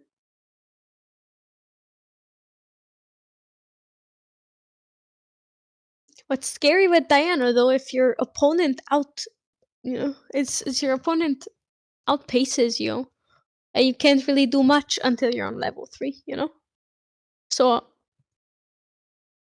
you really have to. He did play the Incendiary round though. True. Rococo goes out. No. I think Rococo is great because she is 1 cost. But otherwise, you rarely get her effect, Or at least It depends on the deck. If you're forcing yourself to level 2 really fast, she's pretty good value in that case because you'll end up having like 5 cards. You 1 down for a Rococo, and then you 1 down for another Rococo, and suddenly it just it's very free from there. You get 2 Rococos in hand, you can go from 6 to 4. True, but that's the same time. It's pretty. It feels like a waste of the first Rococo. You just pump damage. Ooh, fast here. I think he will recover here. I think they're actually even. Yeah, I think they're even. Yeah, they were even on influence.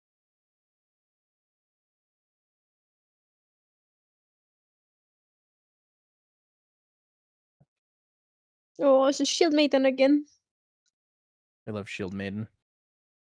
Shield Maiden with the taunt up is kind of good value. He's gonna get the foster, gonna be able to discard, get the buff counter. Yeah. Oh, reposition. Okay, reposition does give him the fast floating. It's gonna go level 2. Easy.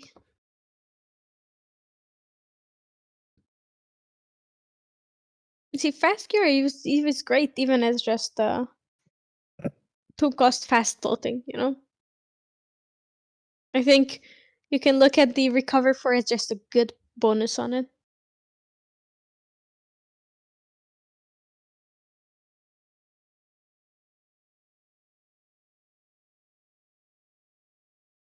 Incendiary around Taser Shot. Taser Shot actually not that much value in this. I think that's why he played the Incendiary round early on. He realizes like pumping damage is probably more important than trying to like deny the level up.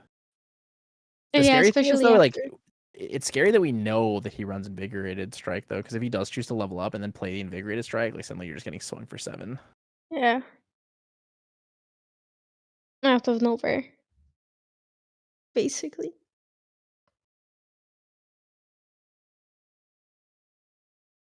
But maybe Carbonite's going for the kill? Though I'm not sure if he can do enough damage this turn. Incendiary round is pretty good because you get the double trigger from the extra damage on it. So it is a lot of damage, but it's not enough to kill. Oh my god, okay, maybe. That's a lot of damage. So recover 1, swing for 4. 1 down for a deflecting edge on the Shield Maiden. Denies 3 damage there, so she lives. Everyone else will die. He'll take 4 to face. So at 5. Oof. Just like we said. There it is again. Cover 2. Yeah. Out of nowhere. Bam. Yeah, Carter cheap. Good. Strong. Yeah. So let's see. Shadow's Twin, Incendiary round is 2 damage, 5 damage, 2 damage from ranged. So 7 damage plus 4, so 11 damage to face if he loads the Incendiary round. That's not quite close enough. Distance. It's not quite close enough, but it's really close because unless he has a way to stop like just Shadow's Twin damage next turn, it's gonna be kind of free. Yeah. Right? Taser Shot, Shadow's Twin is gonna be 4 with no distance. So we get Shadow's Twin plus 2 makes it 3, plus 2 from the Incendiary Shot is 5, plus 2 from distance is 7, and then he's gonna take the Incendiary Shot on hit effect twice, giving him 11 damage, so he goes to 16. It's 4 off lethal. There's other ways Carbonite can kill him here. He does have Umbral Tithe, so if he plays an Umbral Tithe, it'll be GG. I don't think. Oh, he actually runs Bauble of Abundance too. Yeah, so he runs Bauble of Abundance. He's gonna show him. I think that he would have just played it next turn. Trios just conceded there's no out for him after that. Yeah, the level up 3, the level up 3 with Carter on the board is like, oh. Okay. I guess so. I guess I'll just die. Yeah. I guess I'll just die. Unless you have. There you have it. Fastest match so far of the Yeti Weekly. 30 minutes. Yeah. Under 30 minutes actually. Under 30 minutes, which included players sideboarding. Crazy. That's just fire matchups. So now that you've had the chance to kind of see Fire Diana, because you said you don't have any experience with this, you haven't really seen it much. What do you think? Oh my god, it's insane. I think I didn't have enough respect for the deck so far. It's a crazy deck, and I can see why Carter is as expensive as it is right now. You know, without Carter, that deck is it still works insanely well, but Carter carries. You know, he does a lot of heavy lifting for the deck, and the recover is a very, very good addition. A very neat thing on him, which just makes him. I think Carter is better than Pendragon in terms of value on level 3. Whoa. Yeah. That's crazy. That's crazy. That's a statement. That is a bold statement. We're going Scepter of Lumina all over again. You're going back to that all over again. First stream, debates Scepter of Lumina. Second stream, Carter is better than Pendragon. That's wow. I'm having some hot takes, yeah. An actual statement. But that's gonna be my brand. One of the things that I really like about Fire Diana as a deck is there's a lot of different ways you can run the deck. There's a lot of different allies you can put in that have a lot of damage. So you can run like Airship Engineer. You could be running the Automaton Bomber. It does a lot of damage as well. You can run things like Gloamspire Black Market. You can run. So I have another hot take about that. I cut it. I played Jimmy's Domains deck and I cut Gloamspire from it. It felt too bad. It like whenever I had the Gloamspire out, my opponent was always below 7 influence, and they got the card. A lot of the time, it's okay to do that though. Like even giving your opponent the one turn, like or the one extra card, a lot of the time they can't do as much as you can with it, right? And against people where they don't like, if you're playing against like Crux, for example, right? Like just tap it every single turn. Oh yeah, then it doesn't matter. Yeah, right. Or if you go first and they go second, a lot of the times like you just keep tapping it for free. True, but I don't know. Whenever I played it, it was just a +1 for them as well. I think it felt very bad. This specific deck, I think it's better than running any other one, just because there are a lot of times where like. So like we saw in those matches, right? Carbonite would go to level 3, would have like 2 or 3 cards in hand.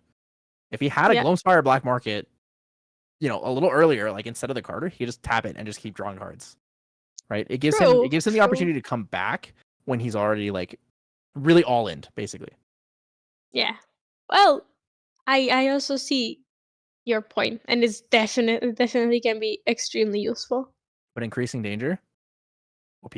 Crazy danger. Increasing danger. W. A very, very good. That's a very good card. Oh, I still can't believe Krios let him go first in the second match, and then also just slapped him in one. I was like, whoa. Just it was easy a very win. explosive turn. I mean, no, it was a seriously explosive turn. He swung for, what was that? 1, 2, 3, 4. He swung for 20 in a turn.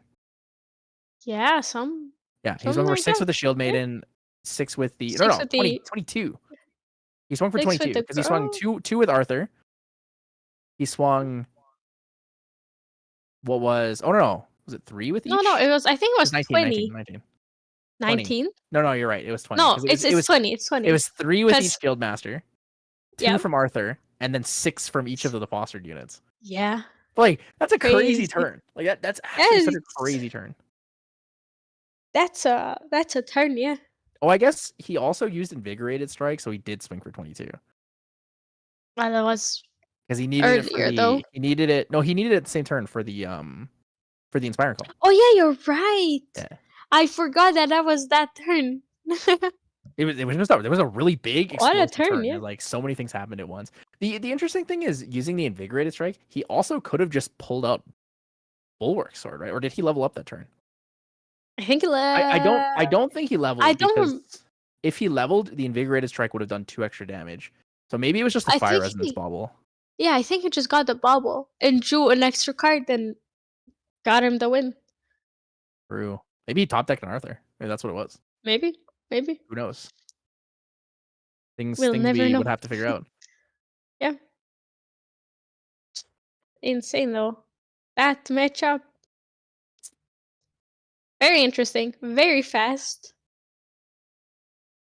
Very. I don't know what else to say. Like that match was just it was explosive and decisive. Like both players knew exactly what their lines were, and they just ran them as hard as they could. They all in. Yeah, and it either worked or it didn't. There's like it worked. Yeah, exactly. There's like not really much more that came out of that. Yeah, he could have also swung for 1 more too because he played the Inspiring Call after he played the Arthur, so he actually could have got even more damage. Yeah, he could have gone for 23 damage instead of 22. That's some spicy damage. Actual spicy damage. That is. I didn't expect this to be like this, you know? Pleasantly surprised. We might be going to a potentially extended break here, just because the rounds are the game finished so fast. Yeah, this game finished so fast. Wait, not too much. Yeah. But, I guess we can take questions from chat if anyone's interested in has questions for us. Yeah. Down to hang out and see what's going on. Absolutely. A big sip of water. I should too. Post game crying in the club. Hey man, you hit him for 23, 20, almost 24 in a turn. That's crazy. Yeah, that's pretty good. That's like, whoa. Arthur topped. Oh, he did top deck the Arthur. I see. That's pretty spicy. So my question, Krios, was why didn't you play the Arthur before playing the Inspiring Call so you could get 1 more damage? On the off chance that he had an evasive maneuvers in his hand, you still had lethal anyways, because of how the damage went. But just maximize it, you know? Maximize the extra damage so you can tell someone you swung for 23. Yeah. You know? Don't feel bad for top decking. Also, the other thing that I noticed in the match, and I have to point this out because I need to know if I missed something or if it was done incorrectly. But yeah, in the match where you had a season, you had something and a Forge Light Shield Maiden. I think it was a season Shield Master, right? I think it was game 2. Game 2, you had a season Shield Master and a Forge Light Shield Maiden. Yeah. When you leveled up, what card did you banish? Because I completely missed. We couldn't figure out what card you banished, so that you could level up. But I did the math and it adds up. Yeah, but I did the math afterwards and it added up. Yeah, I just completely missed what card went up. Yeah, like number of cards still worked out, but I just couldn't figure out what it was. Yeah. I couldn't see it. My own mental clarity. Yeah, please. Because it was banish, level up, posture, draw a card into memory, recollect that card. Yeah. I think. The love tempo lines with 8 cards. That's fair. That there's, Also, if you're allies deck, you yeah, can swing on first turn if you go second. yeah, just Good. go poof 3-cost allies, bam. Happiness. True. But as far paying the cost, because he forgot. Frog No, emoji. no. Should have a backup match for those fire mirrors. The thing is, we can't drag someone into the feature match call while they're already playing. Yeah. And it would be weird if we went into a call with a bunch of other people already, just in case. You know what I mean? Like, it's one of those awkward situations. Hello. Had you had false step that game, I would have been out of my chair, be like, "Oh my, he has it! There's the false step. It's reducing the damage. Oh, his entire board's distant. Distant Carter, let's go!" Oh my god. I really thought you had the evasive maneuvers, and then I miscounted the damage anyways, and because it was more than I thought it was, and I was like, "Oh, well, I guess it doesn't matter if he had evasive maneuvers." Yeah, it was an insane amount of damage. Here's the Rococo. Rococo. 1 Rococo, 2 Rococo, 3 Rococo. That's lethal Rococos. Oh, the Rococos. Oh, I might have knocked it off the table. I've done that a couple times while playing. Oops, illegal deck game 3, 59 cards. True. Illegal deck. Oh. One of my friends will only play a 59 card deck against me because he's missing 1 sleeve and refuses to re-sleeve his deck. I'm like, okay, whatever. Damn. I'm like, you can't take this to locals. He's like, yeah, I know. So you're testing against an illegal deck. True. That game was lightning fast. True. It was. Also true. So fast. Fire Diana matches are pretty decisive though. Especially if you play them really aggressively, right? If you play where you have like a lot more respect for counters, which doesn't really work in the Fire Mirror, right? Because there's not a lot of answers to Shadow's Twin and Fire. But if you're playing like against a water deck or a wind deck, where you actually have to respect the Shadow's Twin trigger more, that's when you'll see that those decks are a little slower of games. But when you go Fire versus Fire, sorry, you just go ham. Yeah. It's the other frog. It's the imposter frog. Oh my god, it's you, Cryos. He's the Luxem site. Damn. Guy. You're the reason. And the backup feature. True. We should make a backup feature match. And we're just swapping between the feature matches. It's me, Mario. It's me. The reason Cryos is the reason I won't sign Glasses playmat. Oh, the Rococo is the banished card. I see. Oh, okay, that makes a lot more sense. Yeah, unless that was more sense. I just couldn't figure out what the card was because I because I was looking. Yeah, I was looking everywhere. Started a hasty, and I was like, "Where's the other card, guys? What happened?" Yeah, but the math is mathing. Confusion. That's fine. Right, we're gonna swap again over to the spirits and the stat screen. We're gonna talk a little bit about this before we take. Yeah. I guess at this point, what would be a long break, since the matches did go by pretty quickly. But we'll be back after chatting about this. I really, really hope that the Arasanas made it to the top tables, but I'm gonna say it's very doubtful. Unfortunately, yeah, I think so too. I love her, even though you don't believe me. She's awesome, but right now, in a bit of a bad spot. Yeah, okay, I just checked. They're not doing so hot. Really sad. Oh, really sad. Such a shame. Sylvie's also not doing so hot. Really sad. Actual really sad.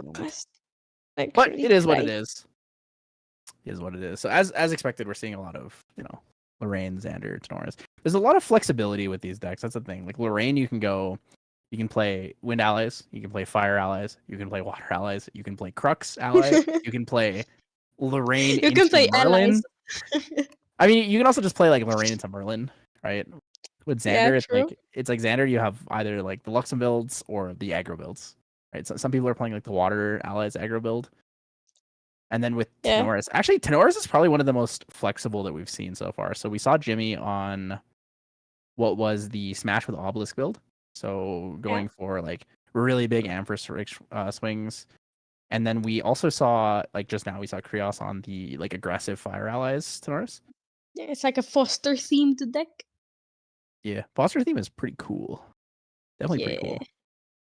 I like the idea. I just like that we've seen a lot of different things. I mean, I think for the Diana builds, we have 3. So we've seen 1 fire. I think the other 2 are both water builds. Which, Diana's no surprise. Also see a bunch of fires enter. I gotta say, the big cool one was watching Taco Boss play the water Rye allies was pretty sick. Yeah, that was the highlight so far. Sadly, he is currently 0-2 though, but really sad moment. Really sad. Pour one out for my boy with 3 cards in his sideboard. Yeah. Don't be lazy. Make sideboards, people. And then we have the spirit meta breakdown. So sadly, we have 0 lost spirits. Really sad. Shame. No prismatic sanctuary, Dawn of Ashes, etc. builds. We're just gonna see, lost lull. But to no surprise, fire is the most popular. That's all. But what I'm surprised at is there's more wind than water, which is like kind of the same ish. So I think water. Water has the half because glass plays water Nico, or fire Nico. I think that's why we have the half water, half fire. There's also some people with water in their sideboard. Oh, actually, I'm incorrect. The half is probably Stevo's Rye build. Yeah. And because I don't think that Nico would show up in the spirit meta breakdown because it's actually just the spirits. Oh, okay, that's interesting. Do you think then there are other people with the switcheroo sideboards, or just Stevo? I don't think so in Yeti Weekly. Maybe if we look at regionals, we'll probably see a lot of people doing that, or a lot more people doing that, because we're gonna see the Serene Luxem builds a lot more as well. Yeah, but locals is too chill for that. True. Yeah. Fire's also really good for webcam games, because webcam games inherently take longer. You have to like explain or double check or ask people like what they played or what they did. So a lot of the time, playing Fire is just more relaxing. It just gives you more opportunity to like grab a snack between rounds, grab some water, stretch, the usual things. As we saw previously.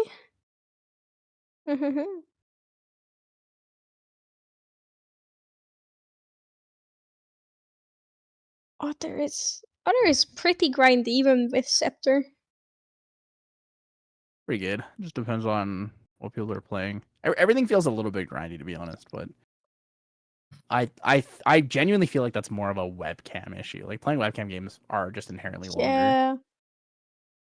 It's what I've noticed with us as well in Europe, is that I put in the 50-minute round timer, and now I usually just give 60 minutes, because people are fine with it, and webcam games take so much longer because here people don't have most people, almost everybody that plays online doesn't have any locals to play in, or any in-person events. So their first experience of playing Grand Archive is online. So I just need to give them that extra time so they know what the hell is happening, because going through the steps actually is very different than going through the steps on like TTS or just on your own when you're learning, or goldfishing. True. Yeah. All right, I think with that we're gonna move to a little break here. So we have 12.5 minutes left in the round, and then we're gonna be going to a 5-minute overtime, or 3 minutes, or 3 rounds. 3 turns available in overtime as well. But when we get back, we'll be moving on to round 4. Just want a big shout out to everyone for being here. Thank you guys so much. Thank you for the great matches so far. And a reminder that we do have Yeti Online Regionals round 2 is going to be on April 21st, Sunday. If you guys have a chance to make it there, check it out in the Yeti Gaming Grand Archive tournament server. But otherwise, we'll see you guys in about 15, maybe 20 minutes. Yep.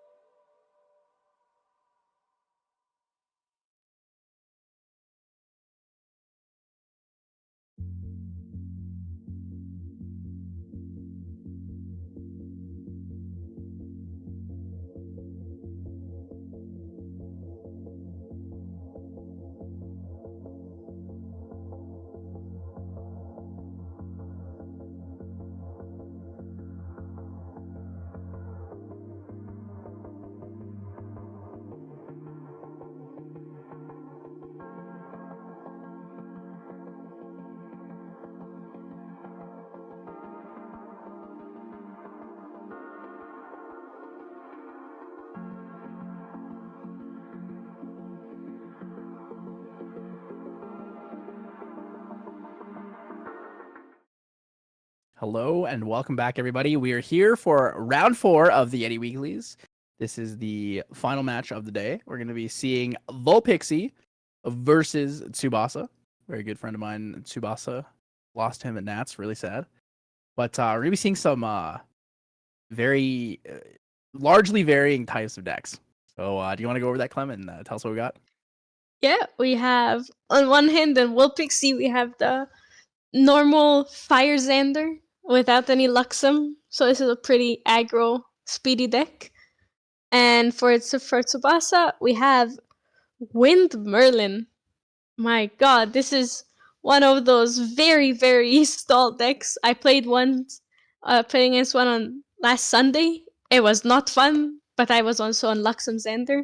So hopefully this match will be a bit faster and a bit more stream friendly, you know? It's a couple interesting things to go over when we're looking at both these decks. Yeah. So first of all, with Vulpixie's deck, yet again, just like Poro, we're going to see 4 ofs everything. Your favorite thing? 4 ofs in the sideboard. 4 ofs in the sideboard. Look at that. Yes. 4 material decks. Mwah. It is made for me.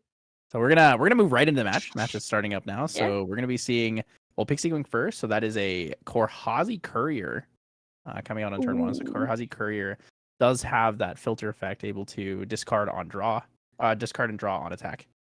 Very, very helpful. And also pinks for 1 more. So it's basically a 2/2 Beseech. As long as you remove the as long as you discard a fire card, you're able to ping any unit for 1, which means face or anything like that. We are going to see the Beseech. Turn 1 Beseech from Tsubasa, the classic Wind Merlin build here. Yeah. The center card is banished. We're going to lose a Cruxite, but level 1 Lorraine comes out, and the classic sword is always sort of seeking. Yeah, speeding it up. There's no way Tsubasa has 2 Beseeches. Actually, it wouldn't even be helpful because he goes to Merlin and then he can't kill the Korhazi Courier anyways because he loses class bonus. Yeah, so at that point. Ooh. 2 down for Shieldmate. Wants to have a little bit of protection there. Doesn't actually do that much. I guess it stops 1 damage here from the Korhazi Courier. Yeah. We're most likely going to see Vulpixie going through and actually killing Tsubasa's Shieldmate. Oh my goodness. He turn 1 takes out the Grail. Okay. Quicksilver Grail comes out turn 1. Okay. I also would like to say absolutely beautiful Creative Shock mat in the background there. Fantastic. Yeah. That playmat, I'm very sad that I couldn't get one. It's so beautiful. I'm a very, very big fan of it. Let's see what Tsubasa grabs here. Was that a pass turn? I think. Well, actually, I don't know. Yeah. No, you're right. I just saw him picking up the memory, and I was like, huh? Okay, hasty. 2 down for hasty. Okay, so 2 damage could come in, kill the Shieldmate here. 2 sets of filtering, very strong though. 2 cards immediately into the graveyard means Ruckin can be pulled out earlier. We can see Rending Flames. Actually, let me double check if we have it. We do have Rending Flames. Okay, we do have a Rending Flames in here.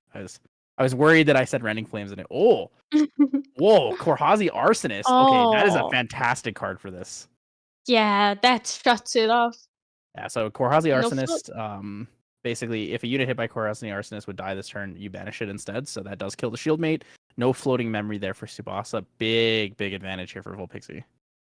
Yeah, I really, really love that card. I think it's underappreciated right now. So we're actually looking at a lot of damage on board immediately right now. So we're gonna see 2 from the Arsonist, 1 from the Hasty, 1 from the Courier. But if Poison Dagger comes out on level up, so end step banish the Quicksilver Grail, Poison Dagger comes out. That'll be 2 from Dagger, and then another, I believe, what is that, 7 on board? Yeah. Whoa! Hurricane Sweep. GCR into the Hurricane Sweep is going to take out everything on the board. Tsubasa is going to be able to deny that immediate pressure kill from Vulpixie. Damn, yeah. That's the one downside of X2 allies. You don't need to level up with Lorraine to kill them. True. We do like the Hurricane Sweep. Very, very good option for him here. Going to be able to survive another turn, Vulpix is gonna have to build up their board again. Definitely. Yep. What is the materialization here going to be? No necessary need. Like, there's no need to go to Xander 1 here. You could wait. Yeah. So GCR can come out. Could go for a Wind Bobble. Wind Bobble is an option as well. Seems it's Wind Bobble. There it is. All right, I said GCR. We have a Quicksilver Grail in the field. Divine Relic, by the way. I didn't even notice that. My bad. That was See, you're that used to everybody playing GCR by default, you know? Quicksilver it was just great to see so many good things come out. So we saw the Artist come out to take the floating memory away from the Shieldmate. And then we see a Hurricane Sweep level 1 to deny the whole board from basically like turn 3 kill. Yeah. That was another Courier. Oh, it hit. Courier swings for 1 on attack. Do we discard? This seems no not. Discard. I don't think. Oh, sorry. Discard is a class bonus. It's a class bonus, yeah. So we're obviously not gonna discard. We're gonna see. I believe Tsubasa is gonna be looking to level up to Merlin 2 right now. Yeah. A 1 and 4 gonna be losing a Displace and a Displace. Interesting. Comes in. Influence kind of low here for Tsubasa. He's gonna have to find a way to recover quickly. Dungeon Guide most likely to 3 immediately start getting those counters, but it's gonna be frustrating because he doesn't have the ability to eat any floating memory for a level and draw immediately on his first rotation as Merlin Kingslayer. Yeah. Unless he can. Ooh, Disorienting Winds? Ooh, I think that bounces to hand. And it seems it does. Yeah, return, draw a card. Yeah, return target ally to owner's hand and draw a card. Efficiency, so 3 down for it. Yeah. Makes it fairly affordable.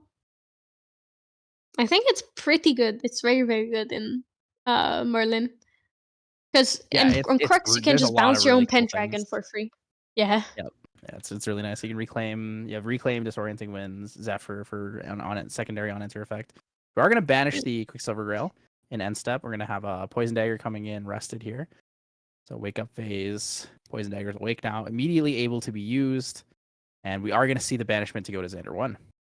Yeah. I'm guessing they have a Rending Flames in hand with exactly 3 fire cards in graveyard. So the banishment comes out. There's going to be we lose a Hasty Messenger. So Xander on enter level 1, we're going to glimpse 2, gain a preparation counter. Interesting. I believe we're leaving 1 on the top, 1 on the bottom. Bottom, yeah. Seems so to me. See anything pre-recollection here. Potentially pop the Poison Dagger into a Binding Explosives. The Poison Dagger will come out. 1 down for Mark the Target. Mark the Target will deal 2 in this case, giving a preparation counter as well. Mark the Target is pretty good. Yeah, Mark the Target is fantastic for this deck. It's a very easy way to get a preparation counter, deal a little bit of damage. Pre-recollection fast spells are amazing.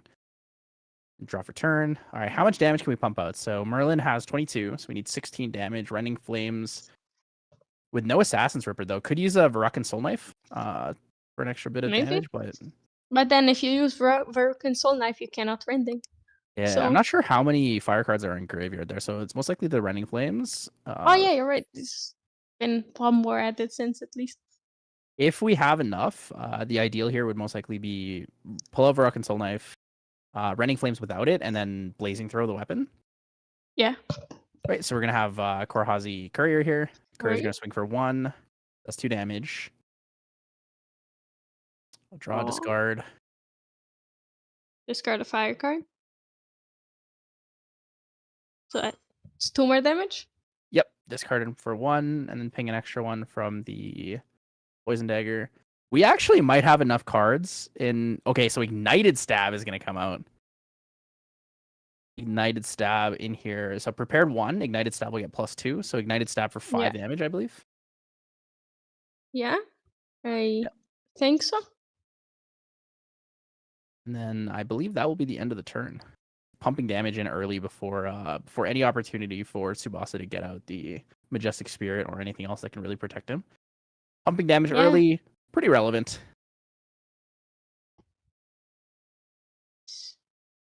Instead, we're going to see Merlin eat one of the fire cards. Merlin wakes up, and then we're going to move to materialization. Is he going to banish all 3 and go Merlin 3?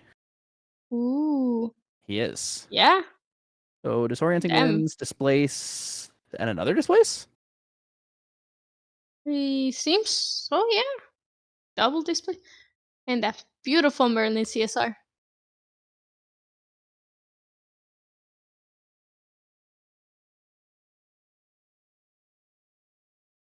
Oh, and a shield mate.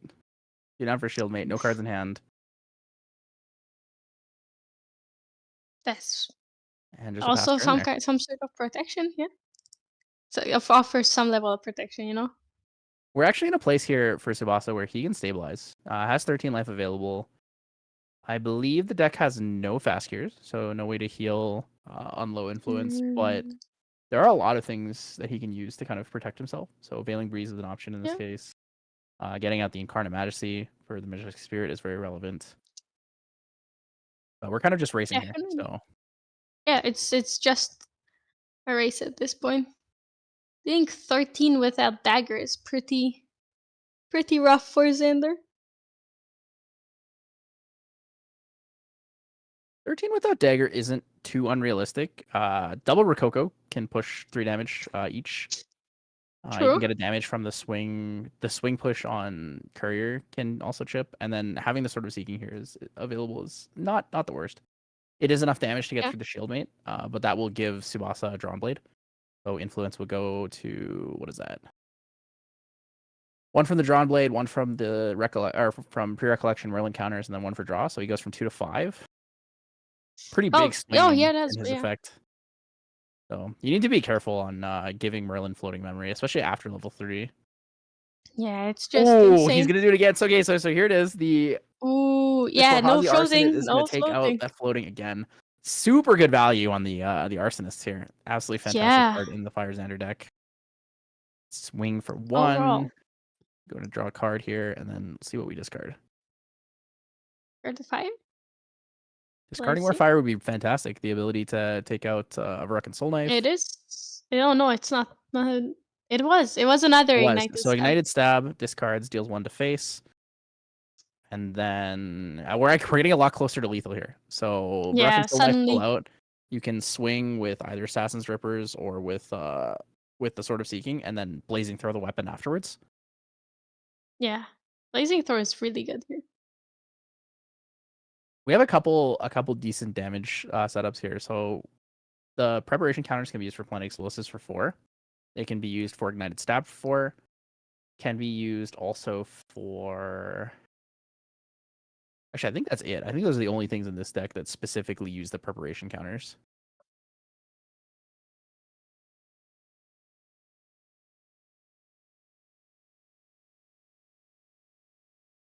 So Tsubasa is going to use the Sword of Seeking, take out that Korhazi Arsonist. Fairy Whispers. Glimpse of 3, figure out what he wants to do here. Chalice of Blood out is very nice for him. Gives him the opportunity to get more cards. 6 influence. Ooh, so we're going to see a Fairy Whispers of a Ghost of Pendragon. I'll leave that on top there. Unable to draw it to hand because it's not a wind card, but does leave it on top so you know that the bounce is coming soon. 1 card down in memory means it might just be sacrificing that directly for a Drawn Blade. Yeah, could be. But definitely. It's a great way to cycle cards, you know. Drawn Blade is one of the most reliable ways.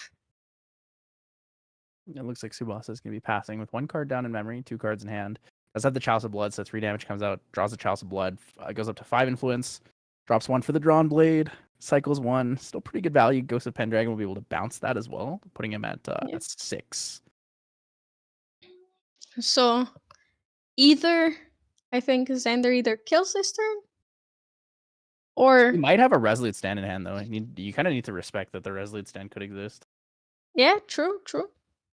So Courier swings for 1. Draw, discard. Are you rediscarding? Discarding another Courier. Another 1 damage. 19. Enough lethal is kind of scary. Might actually hold off for the Chalice of Blood. But the thing is, it's kind of hard to entirely deny the Chalice of Blood by swinging for like a significant amount, just because like you would need to Rending Flames with an Assassin's Ripper in this case. Okay, so we're gonna see a Prepared Planet Explosive for 4, putting Tsubasa at 23. Which is just above range for the Chalice. Yep. And then they're just swinging sort of seeking for 1. Yeah. Response: banish the Chalice of Blood, draw 2. We were talking earlier about how Sword of Seeking is awesome, and you can see it here even without class bonus. It's just a have to include in every deck. It's a 0-cost weapon that hits twice. The value is just really good. Yeah. It's good for Inspiring Calls. It's good for some Fire Xanders I've seen actually run Inspiring Call too. So being able to Sword of Seeking for free and then Inspiring Call is just a lot of extra damage. Yeah. It's great value. And Inspiring Call is also one of those amazing cards. It's you draw. Debating whether or not he wants to play anything from his hand. Potentially that Resolute Stand, like we said. Yeah. Does he want to keep the value of playing it is pretty good. Yeah. The one of the biggest problems here is that if Vilpixie does have another Planet Explosive in hand and or a mark the target, like little bits of chip damage can come out really fast, and also on the stack means that like a lot of the times you're going to be missing what you want. There's a pass turn there. Ooh, interesting. So having 2 weapons out here for Vilpixie is really nice. Swing with 1, Blazing Throw the other one. That's enough. A lot of free damage. Yeah. And he has a lot of digging as well with Courier. Yeah, you can Ignited Stab, non-prepared for 3 with the Sword of Seeking, and then Blazing Throw the Baroccan Soul Knife. Mm. That's also 3, 4, a lot of damage. Yep. There's the Ghost of Pendragon. We're recycling here. Really, really looking for a Veiling Breeze or potentially another Resolute Stand here. Yeah, or basically just anything to survive. Oh, Cruxite. Draw a card. Cruxite just to draw a card. Draw. So 4 Cruxites, 2 been used. Pendragon swings base, I believe. Think so. Probably doesn't want to put an extra card in the graveyard for Rending. I'm not sure if it matters at this point. Yeah. Putting extra cards in. Every time there's enough. Terraforming is good value here. Yeah. But Merlin has 4 cards in hand. That is very close. We're going to see him mark the target for 1. Veiling Breeze. There it is. So Veiling Breeze is going to reveal 1 wind or 2 wind. I can't tell what that other card is. Dream Fairy? I also can't. I think it's a Beseech and a Dream Fairy. Yeah. Or maybe a Cruxite. Well, he showed 2 cards and then put a 2 on the Veiling Breeze, so I assume it's 2 wind cards to block 2 damage. Think so. Yeah. It is 2 then. Ignited Stab for 3 puts him at 24. Blazing Throw puts him at 26.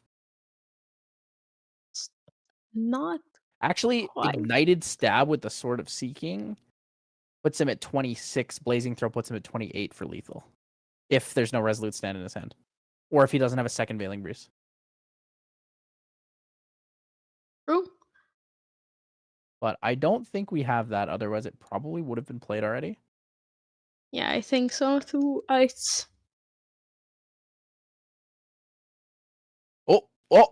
Never mind. Maybe it's happening. Maybe it's happening. Maybe we true. can see. Courier is stealth. I forgot that Courier has stealth. Yeah, I also forgot about it. Yeah, it is 26. Is the Blazing Throw there?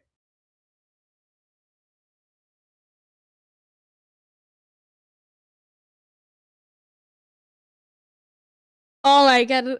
Yes. Oh, so we do see the Blazing Throw. And that's game. And that's it, yeah. That's game, yep. Pretty. Called the exact lethal, and there it is. So just as you igniting stab predicted. for 5, minus the 2, 3 damage, and then Blazing Throw for 2 more is good. It's good. Very clean. Both players actually played that really well. So we saw the Hurricane Sweep was fantastic. Stopped the immediate early kill from Vulpixie. But Vulpixie was able to stabilize using the Poison Dagger anyways, pushing damage to 15. I believe we went from 3 to 15 in a turn. That's a pretty good. It's very, very hard for Merlin to stabilize the damage when you don't have enough cards in hand to be able to play your Incarnate. I agree. It's the deer or horse is very much needed for Merlin to survive once you get there. Because you do have a lot of damage and you do draw a lot of cards, but without the deer having the damage, it's pretty rough. Even with and the intercept as well, being able to intercept repeatedly. Yeah. And then on the last attack, you just retaliate and kill something. So moving on to the sideboard, we got a couple things that are going to be interesting in this matchup. So Vulpixie has 4 Blitz Mages, also has Poison Coating Oil, and Smoke Bombs. So I think we're most likely going to see Smoke Bombs and Poison Coating Oil coming in against the potential Incarnate Majesty. But also, we might see the Blinding Orb come in. We can take out 2 of the Wobbles. We can take out potentially the Assassin's Rippers if you really want to greet it, but I think that it's better to just do Smoke Bombs, Poison Coating Oil, or Smoke Bombs, Blinding Orb. I agree. I was hope maybe even would bring in the 4 Blitz Mages just to push that extra bit of damage. Yeah, we definitely could see it. Something worth mentioning though is in this first game, we did not see a single Gildas or Arthur, or a Blazing Bowman even. So there's a lot more damage in this deck that could have came out that we didn't quite see. On Tsubasa's but even side, so, it pushed. Sorry, through. Go ahead. Oh no! Even so, without those, it still pushed through enough damage, which is where this deck shines. Fire Xander is great. There's so much damage that can come out. The things that I'm interested on the other side here for Tsubasa is I'm wondering if he's going to put those 2 Innervate Agilities into his deck. That's what I was wondering as well, because there isn't any true sight in Vulpixie's deck, so it helps. It also helps you survive that little bit more. Yeah, Blanche also might be okay too, just due to the fact that Planet Explosives and Mark the Target can chip for more damage. It could be nice for him. We did see that he didn't pull out a Safeguard Amulet. Played pretty standard. Wanted to go to level 3 and kind of try to stabilize there, but just wasn't able to quite get to the stabilization point. Absolutely. I'm not sure if I would bring in Blanche in this game because you have to have 4 down at least to stop the planted explosives, which is quite a bit. But at the same time, it just stops damage in general as well. So might be good. That Korazi Arsonist put in some insane value last game. I think we're going to see a bit more of it again. There is quite a bit of floating memory in the deck, but mostly the Shieldmates, right? Shieldmate is one of those cards where having a Korazi Arsonist into it is just fantastic. Yeah, Arsonist is, like I said, it's one of my favorite cards for Fire Allies right now because it's also not very common to play in, or at least it wasn't so far. And I have no idea what was discarded. I can barely see that card. It's a Manic Zealot. The little stars. Thank you. I could barely see what that. I was like, I don't know what that is. It's a bit awkwardly positioned. I agree. Clumsy Apprentice. We love to draw cards. Take damage, draw. What a free level up for Merlin there. Wonder if it might be a free level up. He might not use it though. Oh, he is gonna use it. Okay. Wants the safety. Goes to Lorraine 1. Yeah. Nope. pulls out Merlin 2, thinking it's this Sword of Seeking. Classic. Yeah. 1 float, level up twice. True. Secret Merlin tech. It's actually part of the Channel to Win Store Championships, Matt. It allows you to level up twice when you're not trying to. Yeah, true. Whoa, Dream Fairy in for the Hasty Messenger here. Good value. Removing that cycling card, and then Dream Fairy will swing for 1 and kill the Clumsy. Oof. Dream Fairy is Dream Fairy like the not best having card in the any game. class. Yeah. TOP. It doesn't have any class bonuses. Once again with the Chalice, and I assume Quicksilver Grail. Sorry, yes. Quicksilver Grill. It does look like a chalice though. I Yeah, I that's feel you on that why. one.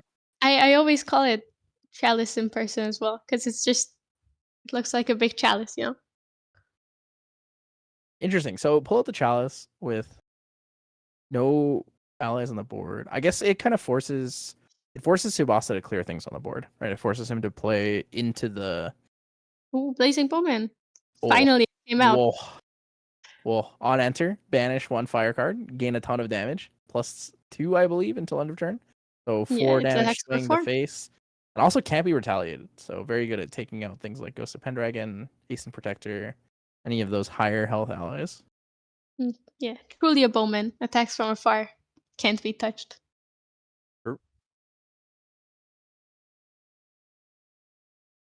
That is very good. You love to see these cards come out, you know? It always feels good to play them and just go Yeah, ham. because even though you're gonna lose Blazing Bowman to the Dream Fairy, like oh my goodness, Another 2 one. Blazing Bowmans. Okay, 8 damage to face in a single Damn. turn is quite a bit here, especially knowing that Yeah. Lorraine is only at 20 health. Oh my goodness, so going to 8. That's a That's lot of cards down. So I got 7 card yeah. influence with a with a Quicksilver Grail on the field, Poison Girl. Dagger. Yeah. Ooh, this is spicy. This is oof. actually really spicy. So he has to swing with the swords that he can clear the second one. Dream Fairy. Dream Fairy, like, not insane value here. So we're gonna see Cruxite. Banish for the He needs to Merlin take too. out the Bowmans, or else it's gonna be a rough turn. Yeah, it's a lot of extra damage there. Like, even though they're 1 health, they're also 2 attack when they're when they're after their first enter turn. Yeah, it's pretty good. That is, we're gonna see both As swings. expected. Sasuga, we knew it was gonna happen. It's a shame, but they did what they meant to do. You know? I mean, 8 damage is nothing to scoff at. That's a huge value turn right there. So basically, what happens is Blazing Bowman comes in, rips a card out of the graveyard, reduces your fire count, and then dies and just refills your fire count to exactly what it was already. So it's like the recycle value for the graveyard is really nice on Blazing Bowman. We're gonna see 1 of 6 banished. We're most likely gonna be going to Xander 1. It's hasty, which is perfectly Hasty fine right Master. now. You can't play Xander it anyways because of the Preparation Dream counter and Fairy. glimpse. We're gonna not see the Quicksilver Grail end of turn though. So waiting potentially a turn or more to go for the big, kill turn lethal here. Yeah, there are things alive at least. I think once you've stabilized into Xander, it's really nice to do this because you'll understand what's in your hand and what you can actually set up instead of trying to do it like where you gamble a card that you have down. Yeah, having the class bonus for guaranteed is very good here, you know, because then you get to plan around it, and you can even grab Assassin's Ripper to chip in for that extra damage. Well, not chip in, it's a lot of damage from Assassin's Ripper. And a Clumsy to draw some cards.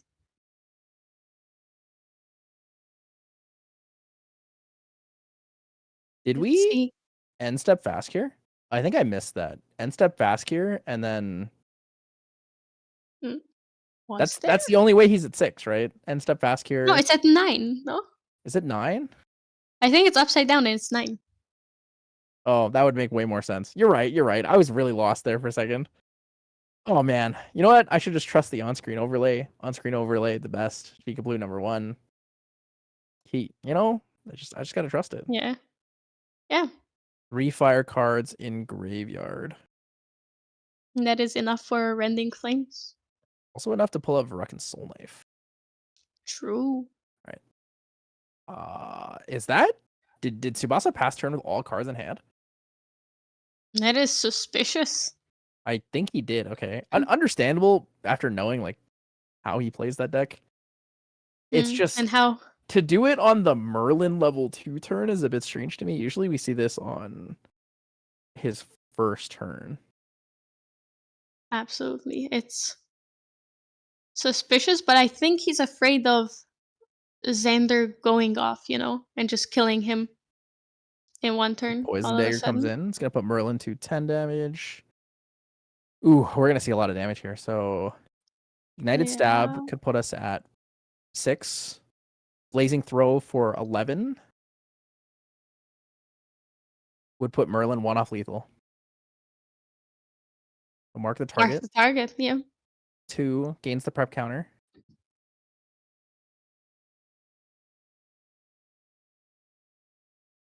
For 12. I believe we have 5 cards in hand.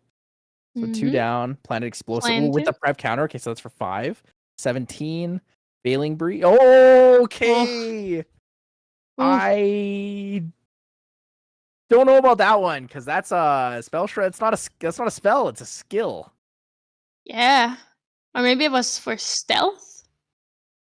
I guess it's in response for stealth. He's still going to take the Planet Explosive damage, setting him to 17. 17. Then it's just 1. He's probably taking it for stealth then, so he can't be Ignited Stabbed. Yeah. As Ignited Stab is 1 reserve cost, I believe. So 2 cards in hand, Ignited Stab would be lethal. Indeed. But here, another planted, even without the prep counter, would just take the game. I don't think Volpixie has enough cards for that, though. I think we're 1 card short. I thought we were still before Recollection. Are we? I don't think so. Maybe. I thought they drew for turn.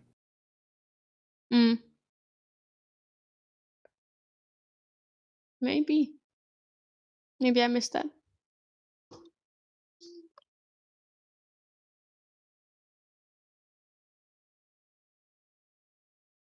We're trying to figure it out. They're judge calling right now. Oh, I see. Interesting. I'm guessing with the Innervate planted. Probably about Spell Shroud versus skill. Well, the thing is, the damage should go through because Spell Shroud is not applies to spells that target, whereas skills are not categorized as spells. Yeah. So Fireball would be unable to target in this case, but Planet Explosive should still go through. So it is going to go through. We're going to see the 12. Okay, it's there. So we did see the Innervate Agility that we thought we were going to see. Sadly, we didn't see it as what we thought it was going to be. Exactly. I do agree that it's a bit confusing that Ignited Stab, and because he called for Spell Shroud. He won't have stealth this turn. That is, which makes it 6. Unfortunate, damage? Yeah, 6 damage. So it'll be 18. Wow, that was still in Recollection. Okay, so that's lethal. Yeah, that was right. It's probably over here. So anything will kill here. Planet Explosive kills. Mark the target kills. Anything, just oof. Clumsy Apprentice kills. And Rococo kills. Rococo kills. Just does 1 damage and kills. And even they have 4 influence right now, so I think believe they have 5 influence. I don't. Oh, 5? Wait, do they have 5? No, it's 4. It's 4. 2 in hand. Oh, it is 4. Yeah, okay, yeah. So that's 3 damage. So just 2 damage, and then the one from from Rococo. Wow, that was fast. Oh, it's a rough mistake. That's a rough mistake to make though, because if he had called for stealth with the Innervate Agility, he actually would have protected himself from the Rococo swing damage for 2, as well as the Ignited Stab for 6. I'm fairly certain that Sword of Seeking is only a class bonus for warrior. Yes, it is. It's a true sight. Yeah, true sight. Warrior class bonus warrior sword. Yeah, so if he had called for stealth in that case, he would have been able to reduce 6 damage from the Ignited Stab. Would have been 2 less damage from Rococo swinging. Still would have taken 3 from the Rococo's influence, but it's not 6 for swing. Yeah. Yup, that is a tough one. So all of you guys at home, remember, skills are not spells. They're very different things, and you need to remember that because that is a very painful way to take extra unnecessary damage. I agree. I also think that it's a bit weird that Spell Shroud doesn't protect from everything like Hexproof does in Magic.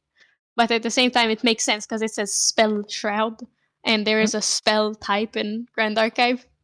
So just a bit more, attention helps you with it. And I think once you run into the mistake, you learn it forever.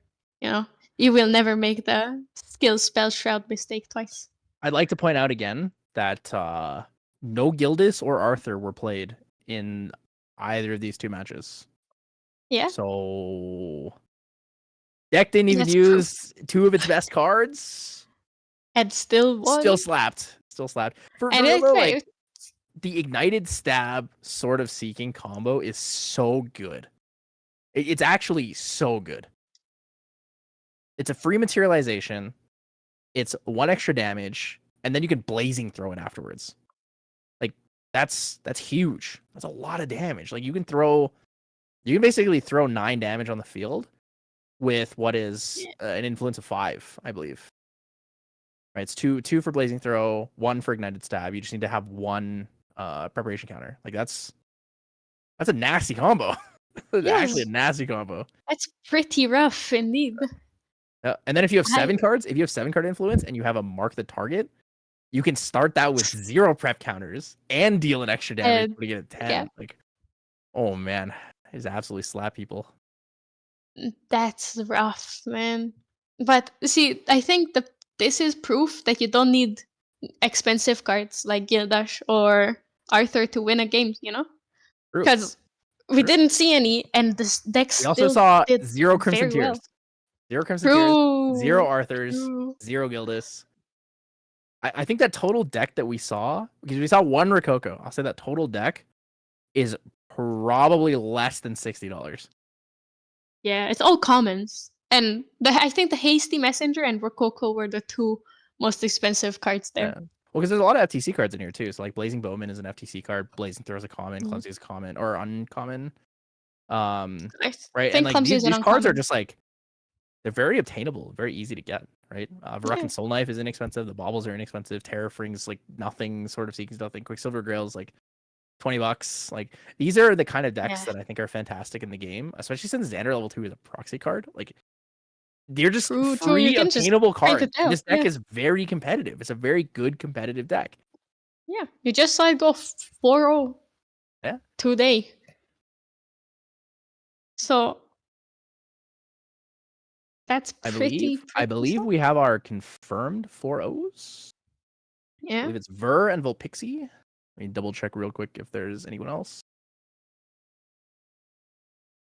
But damn. Those are... Wow. I'm not surprised Ver went 4-0 as well. It's pretty Ver often. Unknown also went 4-0. Oh. Yeah, so we have Ver, Unknown, and Volpixie as our 4-0s for the week. So they are the winners of the Yeti Webcam Weekly today. Congrats. Whoa. Whoa. Pretty good decks. We had Ver on the Fire Lorraine. We had Unknown on, you know, a shocker, Fire Lorraine. and Volpixie, Fire Xander. 3 aggro fire decks, 4-0. That's what we saw this week. This week was dominated by Fire aggro, Fire Lorraine, Fire Xander. Just a feels good deck, to be honest.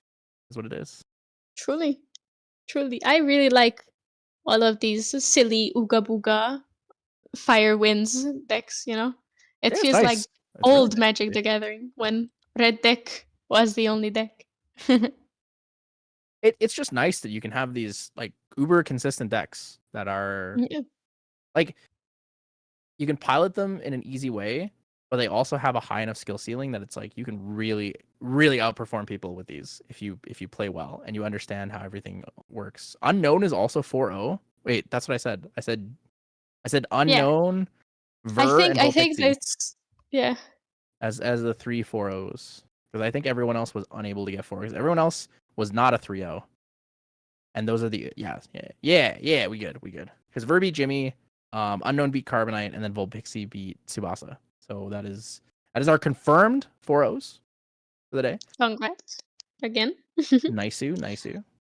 Yeah, I think, but I think it's really nice to see all of these cheap, easy to pilot decks do well, because that's very encouraging, I think, for new players as well. I can show them like, hey, see, these decks mostly common and uncommons, and they are doing pretty well. So you just need some practice and some time, and you can also do just as well in tournaments. It's the very, very best part about Grand Archive right now. It's incredibly accessible for everyone, I think. It was very nice. We had a really good turnout today. So 42 players. Yeah. We had 3 4-0s in the end of it, and overall, like, just a feels good kind of day. So thank you so much for joining me, Clem. Yeah. I really appreciate it. Thank you for being my co-caster for today. Really appreciate it. Looking forward to casting with you at Worlds. Big shout out to Chikaplu for managing the stream for us, and Andy K, as always, for running the Yeti Webcam Weeklies. Lastly, big shout out to Super Mitch for making the awesome infographics we saw on the stream, talking about the champion stats as well as the spirit stats. Got the chance to see those. If you guys haven't seen those, we could put them up really quick if you guys want to take a look, just to kind of see the spread. We will have everything up in the Omni if you want to check it out later. But yeah, like, awesome stream, awesome day. Just a reminder, we do have Yeti Webcam Weeklies every week on Thursdays at, I believe, 6 p.m. No, 7 p.m. Central. Sorry about that. This is wrong time zone. Mm-hmm. And we also have the Yeti Online Regional. We're going to be doing round 2 of the Online Regionals on April 21st. It'll be a Sunday. It'll be starting early in the morning. So make sure to join the Discord. Join up in the Yeti Gaming Tournament Discord. Sign up for it. We have Sapphire packs this time, which is fantastic because that'll be the only way you can get your P24 foils. Hi. Other than that, I really look forward to seeing you guys next week. Please like, subscribe, join the channel, join us, and we hope to bring you guys more content. Yeah. Thank you guys for having me, and support Serene Luxem Productions. I'm screaming. Serene Balance Productions. It's 6 a.m. for me. I'm sorry. Do we have any words from our stream pilot, Chikaplu? Any last words you want to say before we hop off and sign off for the night? When leaking co-caster? We'll leak it next week. At 3 Jails, right? next week, sometime in the stream. Not telling you when yet. You got to be there. You got to be there to experience it. That's how you get them.